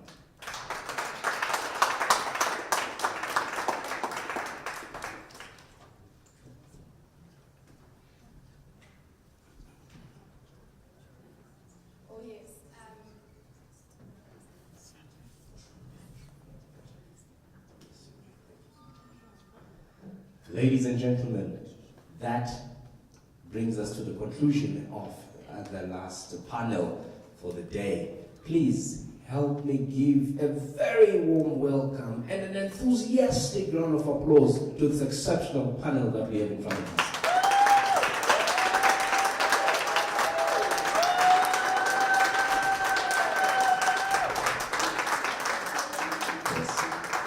Thank you so much for the incredibly amazing insights that have been shared this afternoon. They kept us awake with all this knowledge that also inspires us. Right? We even forgot that we were tired from eating. All right. But as we close, ladies and gentlemen, allow me please to call the president of the MIP to come and close. Yes, as he makes his way, Mr. Mufemi will be offering the closing remarks. Good afternoon, everyone. Oh, you have to write it down. I see how you pronounce it well.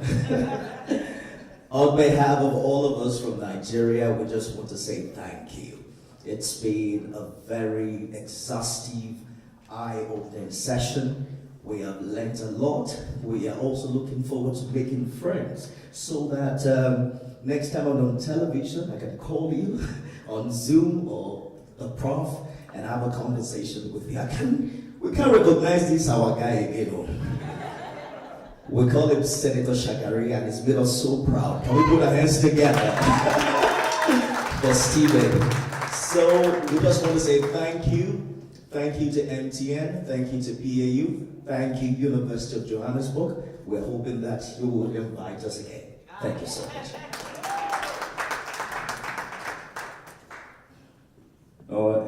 Mr. President, this is not your name. I pronounced it because I've learned to speak the language in fear of being sued.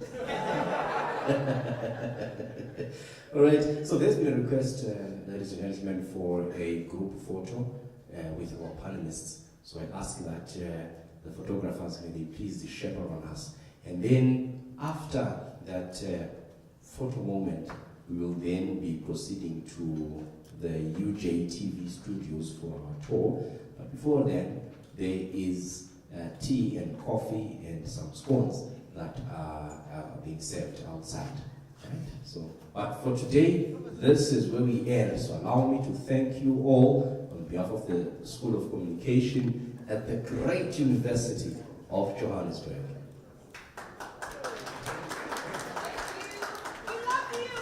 Thank you. We love you too.